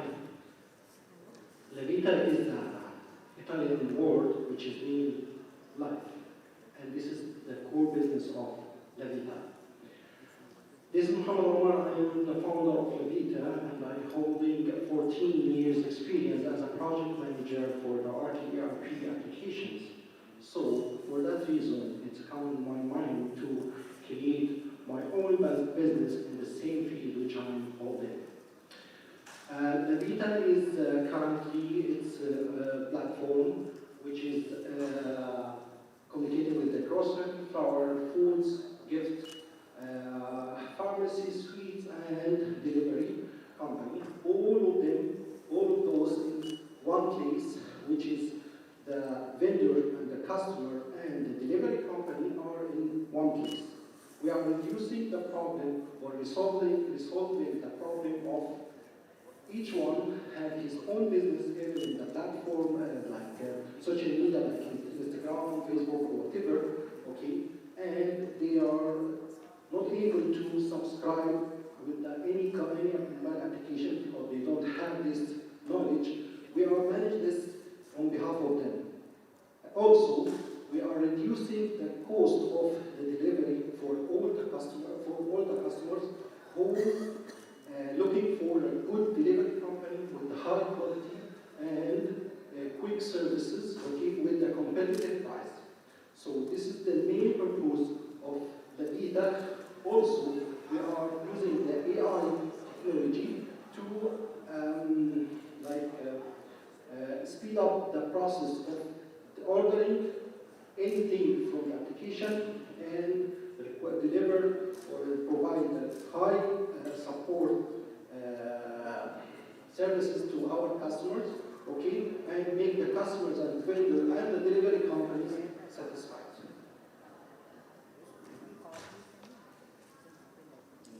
That's it. Questions?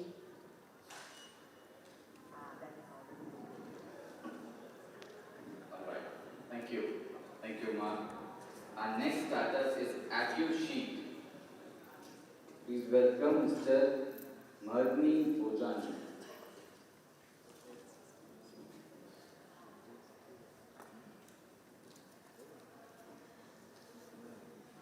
Good afternoon, everyone. My name is Matthew. I am founder and CEO of Acute Infotech. And I'm creator of AccuSales, which is professional for CRM, and AccuSheet, a simple accounting software. There are multiple challenges in the market in terms of accounting software, and few of the major concerns are that accounting software have no or very minimum integration with other business tools. Other concern is they are very complex and difficult to use and requires professionals to operate them. And some of the softwares are still running on outdated technology. And lack of certain automations like fetching records from bank and automations. Now AccuSheet properly addresses these issues. The core competence of AccuSheet is that it is simple, easy to use, automated accounting software that can be used by even non-professionals. It is compliant with regional laws and regulations like features such as automatic VAT return and soon a corporate tax. We are planning integration with several other applications such as Shopify and Stripe, so the business who uses this platform can easily onboard. And finally, it's a multi-currency and a multi-company as well as multi-user software. So the access can be provided to the team, and accounting firms can also use the software. And finally, it's a SaaS-based application on a freemium model, which means that you start for free and you pay as you go. So it can be used by businesses of any size.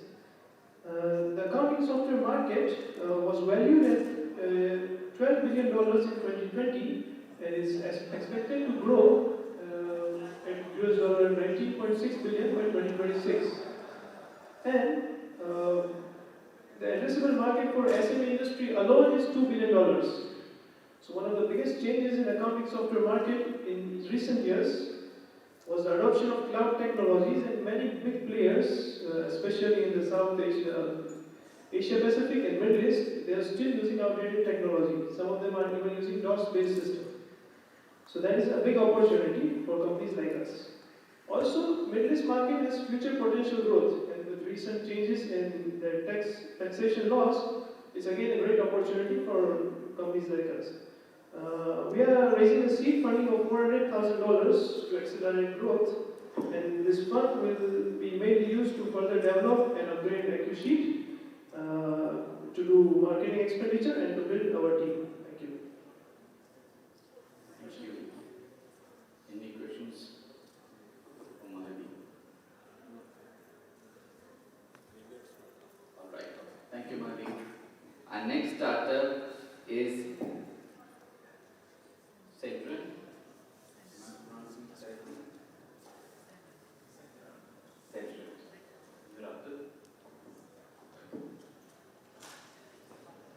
Hi, I'm Lufua, co-founder at Senderan.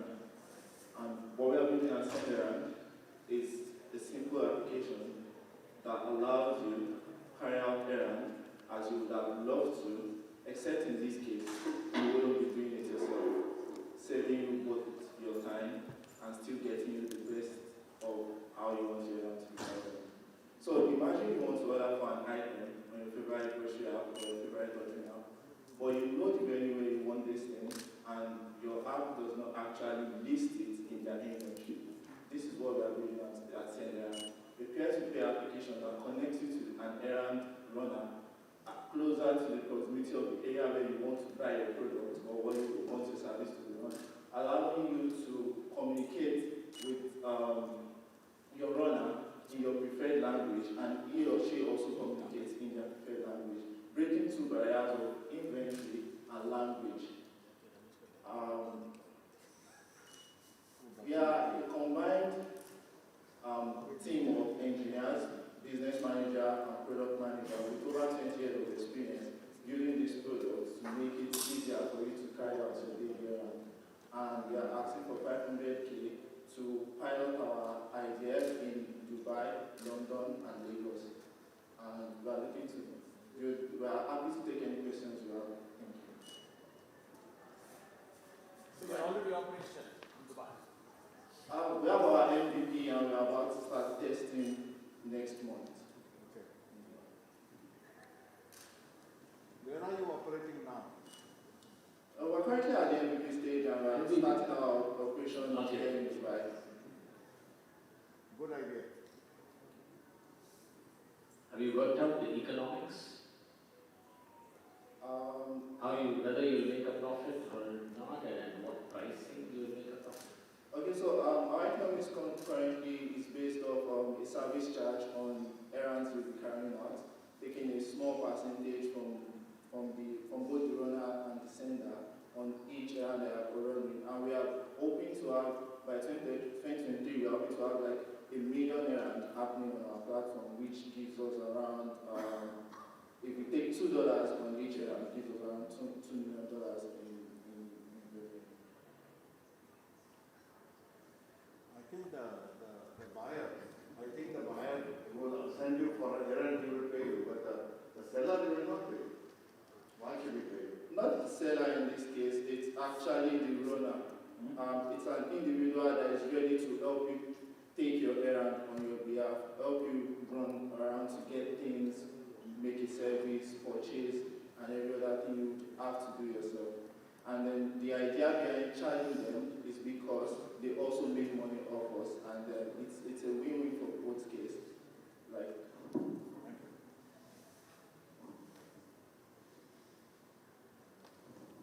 all right, thank you.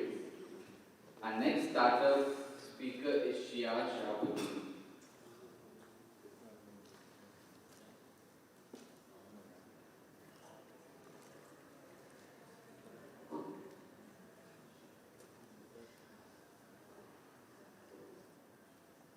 Hello, hi, I'm Shia. I'm part of Gadgeon, one of the founding partners of Gadgeon, which is a product engineering service innovation partner for different enterprises in US and Canada and Europe.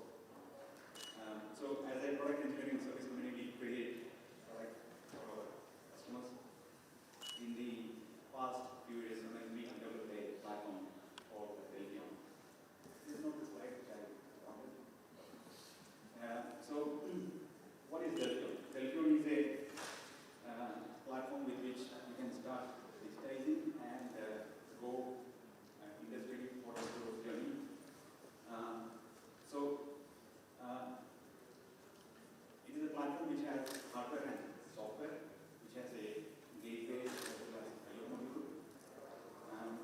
And it has a cloud component as well, with which you collect the information, data points from the factory lines, production lines, and data stored in the cloud, and create some applications on top of that.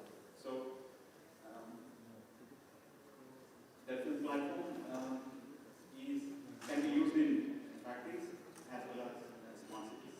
So the picture I want to show was a case study which we have done for a FMCG manufacturing plant, where the production line was digitized and the changeover process, say from one product to a next product, how it can be changed, the different calibration can be changed.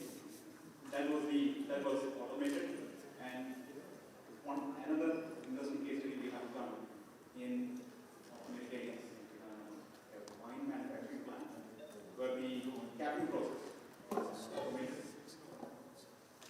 Yeah. So it's a platform. I'm not sure how much I conveyed. What I'm asking for is for a partner or someone who can take us to go-to-market in GCC and Middle East region. Any questions for Shia? All right, thank you, Mr. Shia. Our next startup is 11 Now, and if I may invite Ashley John, Cherin Matthews.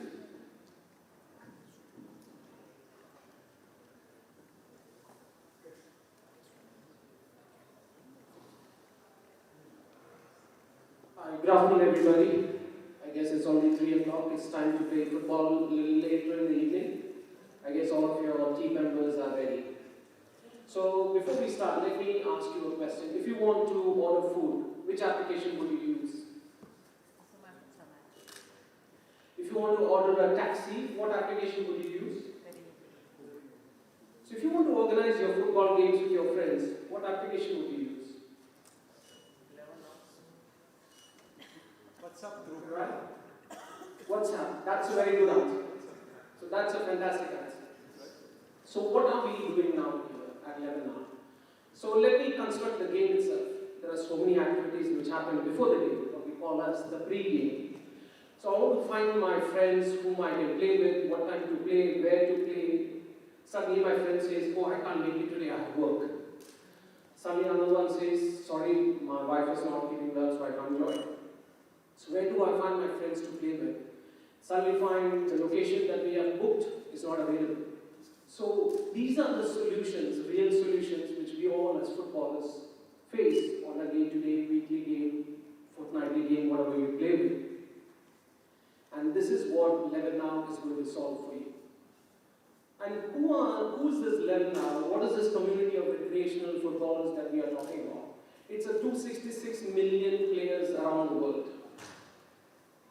I'm a footballer playing football for the last 40 years. I play at least twice a week. So there are people like me, and I'm an Arsenal fan. Not many people like my club. Yes, that's right. So yes, we play football for the love of the game. We play to stay fit. We play for the intensity. We play every game like it's a Champions League final. So this is a community who spends at least $8 billion a year just on booking your ground and buying a shoe and a t-shirt. That's just the base level. So what's our vision? Keeping the player in the center, we want to connect all the ecosystem providers to help this player keep playing the game for as long as they want, till their body can allow them to play and their mind can allow them to play. So all of you know, age 15 to 20, very easy to find friends. 20 to 25 gets difficult. 25 to 30, more. And as time goes by, it becomes more and more difficult. So we are trying to solve this problem with Level Now. So our product is already live on App Store and Play Store. It's called Level Now. We launched in July. We have about 2,000 users as per Google Analytics. But as per our database, we know it's about 1,000 users. Ours is a team-based solution. It's not an individual solution. So the whole team comes on board, then you can communicate. So it's simple. In Level Now, the organizer of your game sends an invitation to your team. Each member just needs to reply yes, no, or maybe. The beauty is everybody gets to see who has confirmed, where is the game, what is the cost of the game, and more importantly, you also get to see who has not responded to your invitation. So then you can catch up with your friend, man, come on, at least confirm, say yes or no. That basic response gets tabulated. So that is what Level Now is here to solve all the footballers around the world's problem and help them to keep playing more and more, and as it grows, it helps people and communities stay healthier and fitter. So what are we asking for? We want about $2.6 million for year 2022. This is basically for the product development, more and more features that we're going to develop based on the vision that you saw. Then we need people, and then we need for the product to be taken to the market. And the biggest incentive is to incentivize players to keep playing more and more.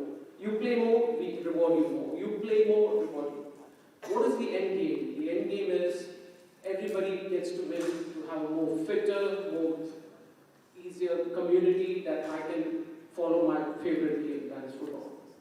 Thank you. Yes. We have time for one question. What's your business model, your revenue model? We have a what do you call as transactional, like pitch owners and all service providers will come onto the marketplace. They will get, then we have a subscription model based on some analytics that you will send to all your team members who play the game. So there are multiple revenue models, and most importantly, collaborative partnerships. partnerships with Nike or an Adidas, or more strategic ones, and then we also have the advertising part. But for the app, it's free, and there's no advertisement in the app itself. My question is answered. All right. Thank you. Thank What's you. your name again? Ashley John. Ashley John. Thank you, Ashley. Our next startup is NextGen and the speaker Gia.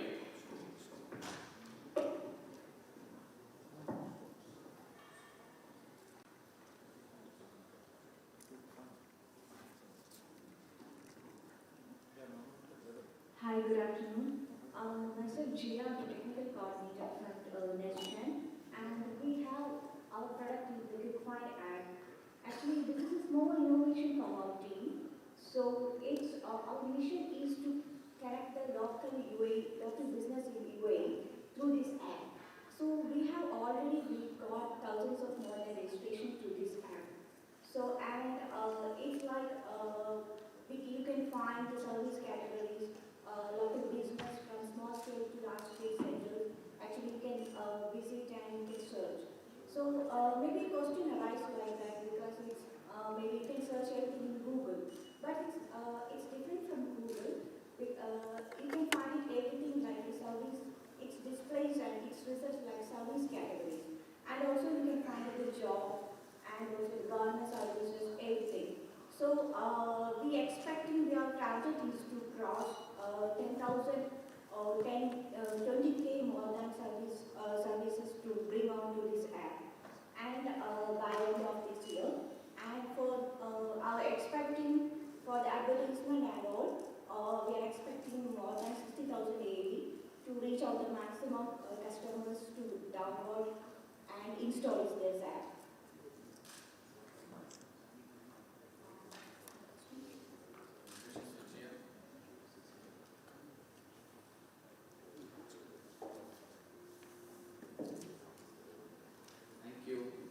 Thank you, Gia. Our next startup is Neona, and the founder speaker Arjuna.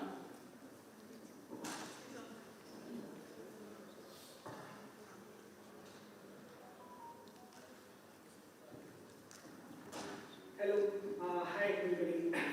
Myself Anshuna, coming from India. Now little getting settled in Dubai. So let me introduce Neona. As you all know, the coming world is connected devices. That means the complete Dubai or the complete world is going to get connected to the central whole hub or the nodes. So what we do is, we are an R&D house, we design different solutions over here, whatever you can see, and started focusing on solutions like smart metering, smart water meter solutions, gas meter solutions, street lights, and all connected IoT devices. That's what our core expertise is into. And we have multiple customers across the globe, including ASEAN countries like Singapore, Vietnam, Indonesia. Now we are here in Dubai since 2 months, and we got very connected with Deva and other teams, and we have started exploring new technology and implementation. And reason why we are here, we are going to have a very large installation or deployment of IoT solution across Dubai, expecting an order of 2.5 million plus. So I'm looking for team members or coordinates to join with us and support us with at least $1 million or $500 to $1 million so that we can accelerate and reach out to bigger team members or bigger business opportunities. Main target, Dubai, then move to Saudi, and all our rates, this is the key factor. Thank you. I hope you got an idea what we are. So finally, the last word, connected devices. Whenever you think about anything to connect to the cloud, let it be paper, pen, pencil, table, chair, or anywhere we need to collect data, we are there. That's what we do. Thank you. So you're a services company or you're a product company? We are a product company. We design from end to end. So we have our own hardware designs, cloud connection devices, can be NB-IoT or LoRa, Sigfox, etc., and a core IoT platform with SaaS model as well as direct solution. You have your own IoT platform? Yes, we have our own. And you have your own SaaS platform? Yes, also, correct. On top of that? Yes. Okay. And already been installed in Kerala. We are the first installation of smart water meter in Kerala. We won the tender, and it's one of the top quality solutions that we are given. Whose meter did you? We have our own solutions. Your own smart Yes, all we can integrate any other meters.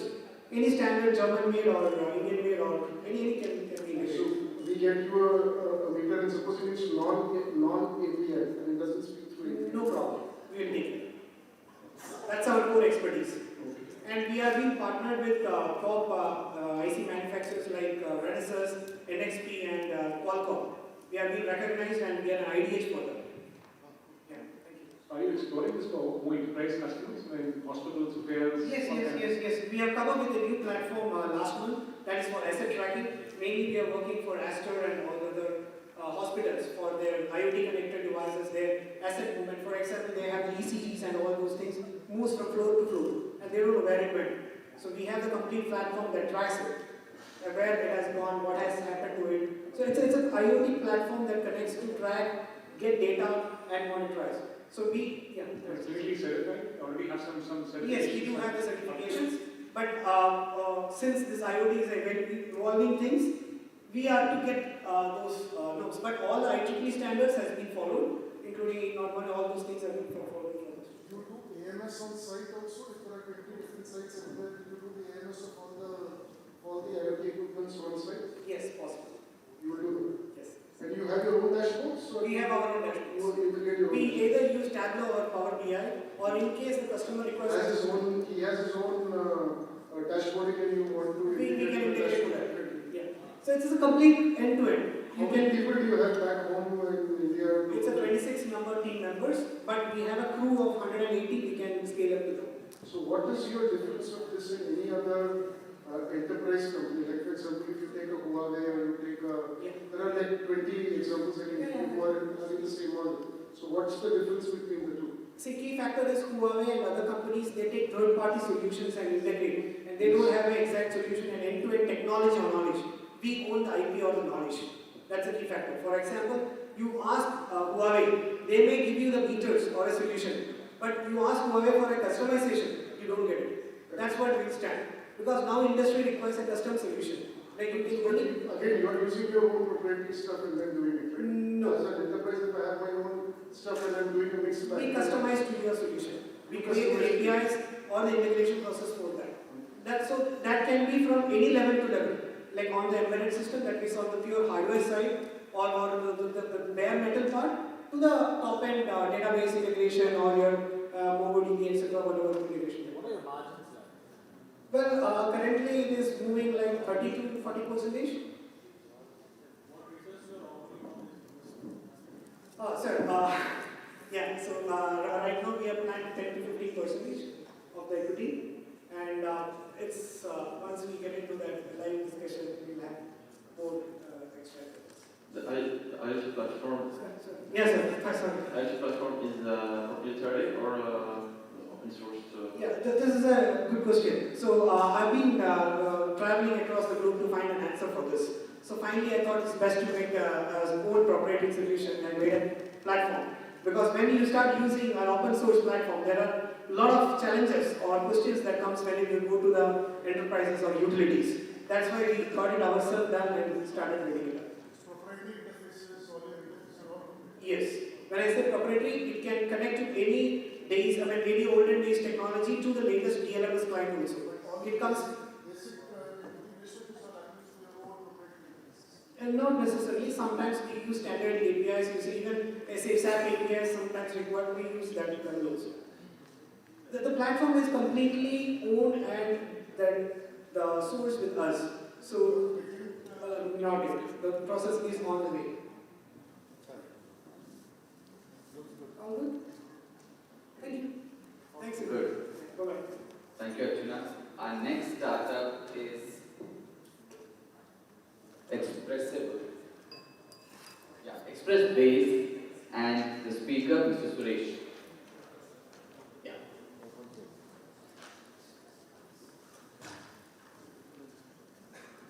Hello. Good afternoon, everyone. My name is Suresh. I am the CEO and co-founder of Express Base. Have you ever been part of a team that implemented an ERP or a custom internal process automation solution at your workplace? If you have, you will agree with me that the entire process is very painful. Businesses and governments, they often change their internal processes in search of better process efficiency. That creates a lot of pressure on the IT team or the developers. So this is precisely what we are trying to solve. Expospace is open source, low-code platform, alternative platform that helps businesses and governments to build internal process applications 10 times faster. We have all the components to build end-to-end solutions like web page builder, web form builder, mobile app builder, dashboard builder, table view builder, and workflow API builders, and so on. You could create very complex applications in our platform. Customers can bring in their existing database and connect to our infrastructure, which means our platform can coexist with their legacy applications. This platform can be deployed on-premise as well. If the customer wants to deploy it on their cloud or their on-premise, we can provide them Docker images. The market for low-code platform is huge, approximately $53 billion US, growing at a very fast pace. There are lots of players already in the market, but we, being open source and completely white labelable platform, we see that there is an opportunity in the SME segment as well as the government segment. More and more enterprises are turning to low-code solutions rather than building applications from scratch. We are live for the past 2 years. We have generated approximately $75K US in revenue. Currently, our business model, revenue model is one-time payment plus AMC, but we want to migrate, transition into purely recurring revenue model, which is why we are trying to raise $500K US, which will be put on the effort to convert the revenue model to revenue recurring. We are a team, a perfect mix of experience and youth. Our founders have approximately 75 years of experience between us.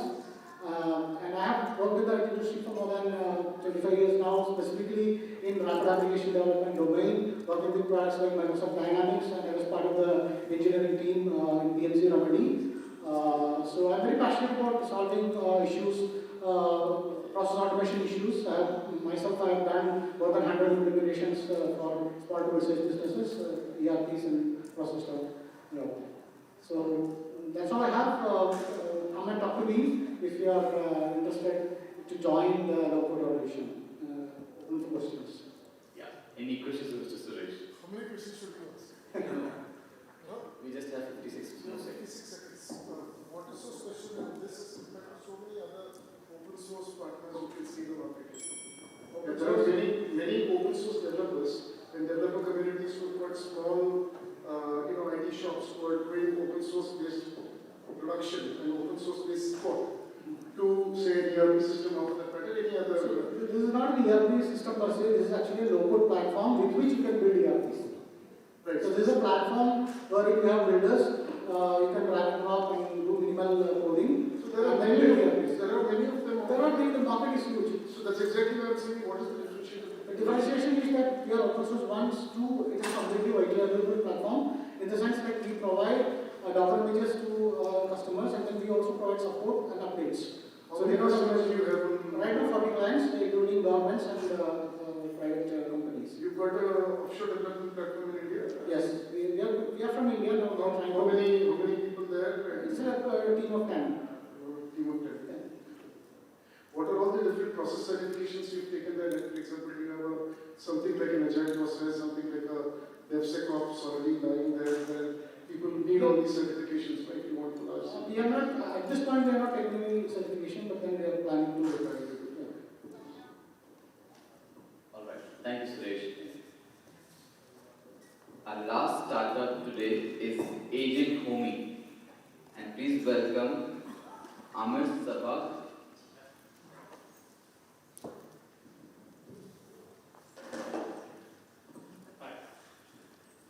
Owning a home has become harder with the increase of the down payments.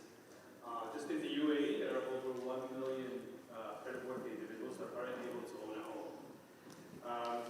The 21st century labor mobility and flexibility became a trend during COVID-19. The facts are that owning a house is a high down payment, high risk, non-flexible, complicated process. And that's where the opportunity is. My name is Marvo. I'm the co-founder of Agent Homie, and we are here on a mission to revolutionize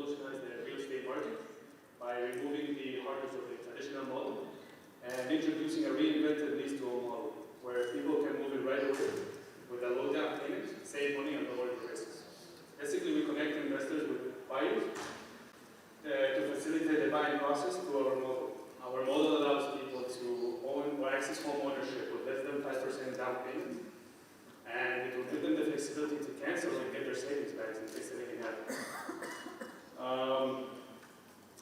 We're creating a portal to provide real-life data and analysis of the real estate market, and we want to make it easier for people to choose their next home. This is a multi-billion-dollar market, and there's a huge disruptive opportunities in here. We make commission on every property sold or rented through our platform. Basically, with this also, you can say that real estate agencies will make more money because they will increase their closing rate. Banks will do the same because we'll be sending them more clients, and the government will love us because we'll be paying more fees. We are 3 co-founders with 3 different backgrounds. Currently, we're developing the product, and that's why we're raising $800,000. Happy to take any questions. Yeah, please. So I always think about the same, but from a regulatory perspective, how are you handling this? And for example, I want to buy a house. You are the owner. Normally, the bank is securing this process that you are eligible to take a mortgage or whatever. Yeah. How are you overpassing this? Because it's a very nice idea to connect these two in an easy way and lease or whatever. But there is the regulatory part and the pre-qualification of the buyer. How are you overpassing this part? Thank you. Okay, since we will not be as a real estate agency or a broker, so we're more of a fintech or financial provider. Therefore, the regulations are different. And we will be securing that part by using escrow accounts, or any money they use for savings will be locked in escrow accounts. So there is not going to be any imposed regulatory from RERA or the land department towards our model. So our model, we checked with RERA, we checked with the DLT, and we met with them. There was no really regulatory issues. It was all about like, hey, don't write the check name or the payment under your name, write it under the other name. And those are things that are not an issue because now with the technology that we have, we can avoid all those issues. So, to understand your offering, you are helping with the down payment. Correct. Right? It's like a bridge for the down payment. Right. So that means the more customers you have, the more money you have to produce to fund more customers. Correct. Right? Yeah. So this could be a bottomless ocean. Could be, but there's always people buying real estate. But you keep having to get funds in order to be able to fund the others. Technically, we don't have to get funds. We just have to find those funds that are already intending to purchase real estate. There are many things that are very hard to explain to you in one slide presentation, but I'm happy to go through the numbers, the Excel sheets, and everything. It will actually make sense. So if 10 of us I can bring the laptop right now and connect it. Show us the size. If 10 of us in this room want to buy a property each, and let's say the down payment is 300,000 each, so you need to cough up 3 million dirhams between us. Correct. So your startup needs to have 3 million dirhams of funding. But I can work, not necessarily me and have the funding. Because You're like a broker. Yes, I'm a broker. I am a broker and I'll be connecting with funds, like a plug and play. Good point. Now, as a broker, you need to satisfy the lender or lenders that their money is secure. Correct. How do you do that? And from which part? Where is the money? Not where is the money. How do you protect them from losing their money by lending to me to pay the down payment?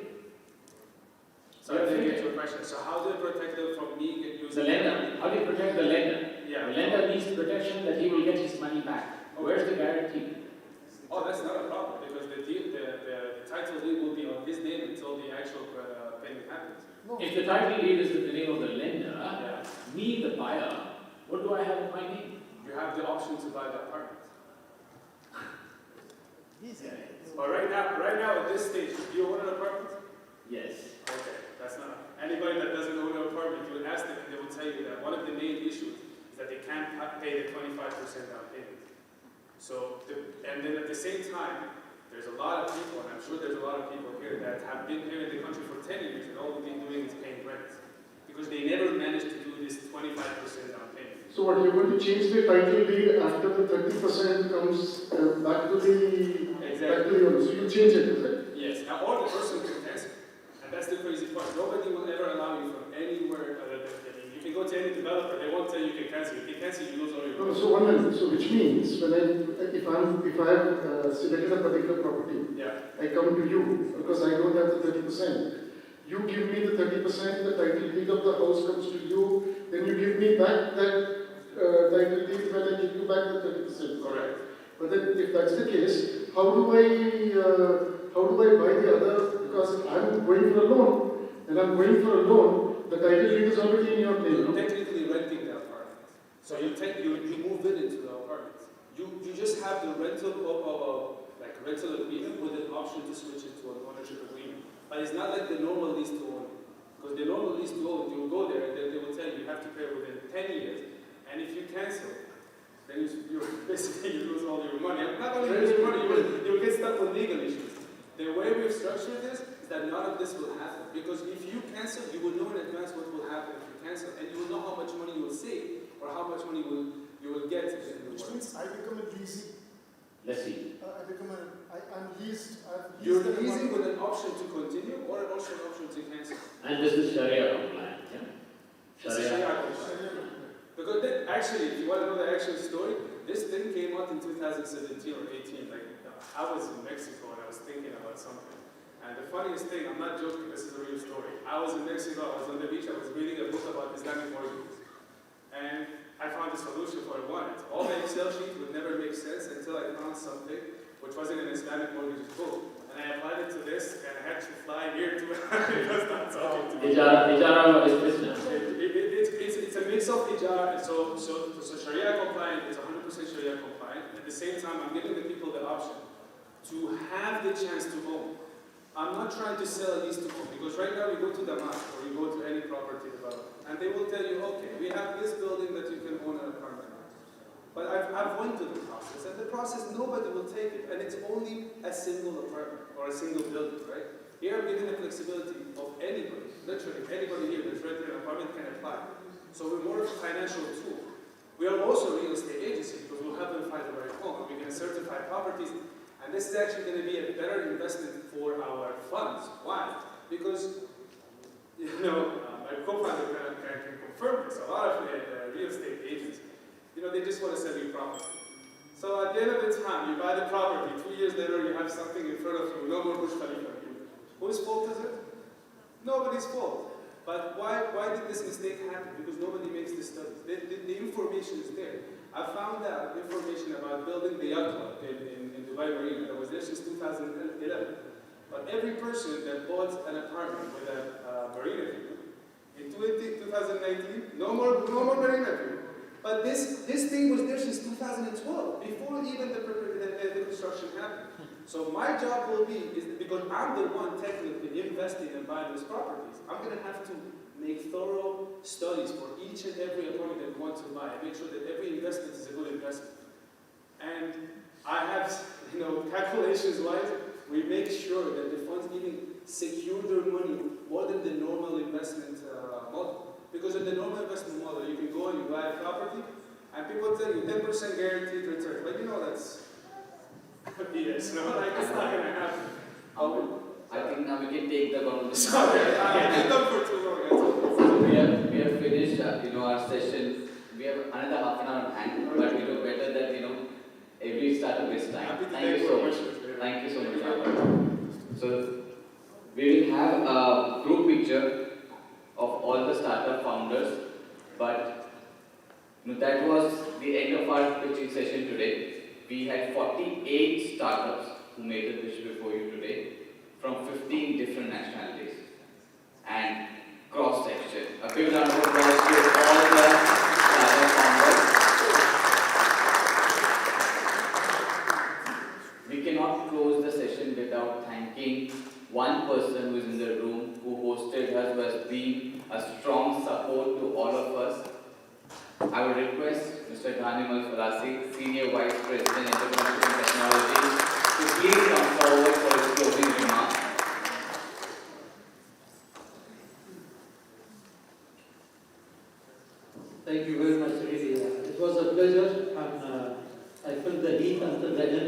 Thank you very much. I will always keep the last, this for the last. The excitement was from the morning, really, to meet everybody, especially the Arsenal people also. So, and I hope there is a breakthrough for some of you here to be here with the new unicorn. Will be very much appreciated from Silicon Oasis that one unicorn came out from this event today. And we're looking forward really to see more events like this, and we really thank Elevate and Indian Innovation Pavilion and His Excellency Dr. Puri, his real commitment that he's really the person who's walking the talk, and since we met him until now, we see good results happening. We appreciate your presence here and take DSO as your place where things can happen. Thank you very much. Really looking forward. Thank you, Gandhi, for your kind words. I would request you please stay back while we include everybody for a good picture, please, with you. Yes. Few of them can be here. Rest will be that stand up. So, do we have all 48 people? Once again, I would like to thank HSBC, Is My Trip, and DTEC for this joint collaboration and for this successful event. Thank you to all our guests, investors, for their presence. Thank you so much. Have a nice evening ahead. Thank you.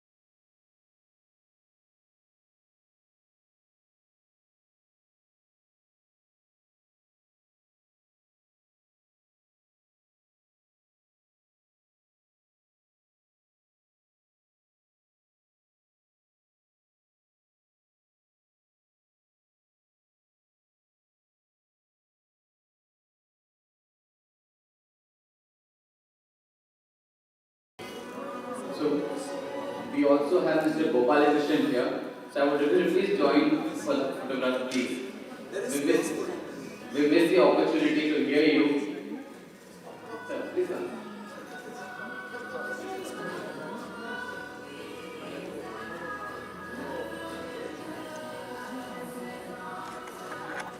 Gopalakrishnan is the MD of CASE, Government of Kerala. Thank you.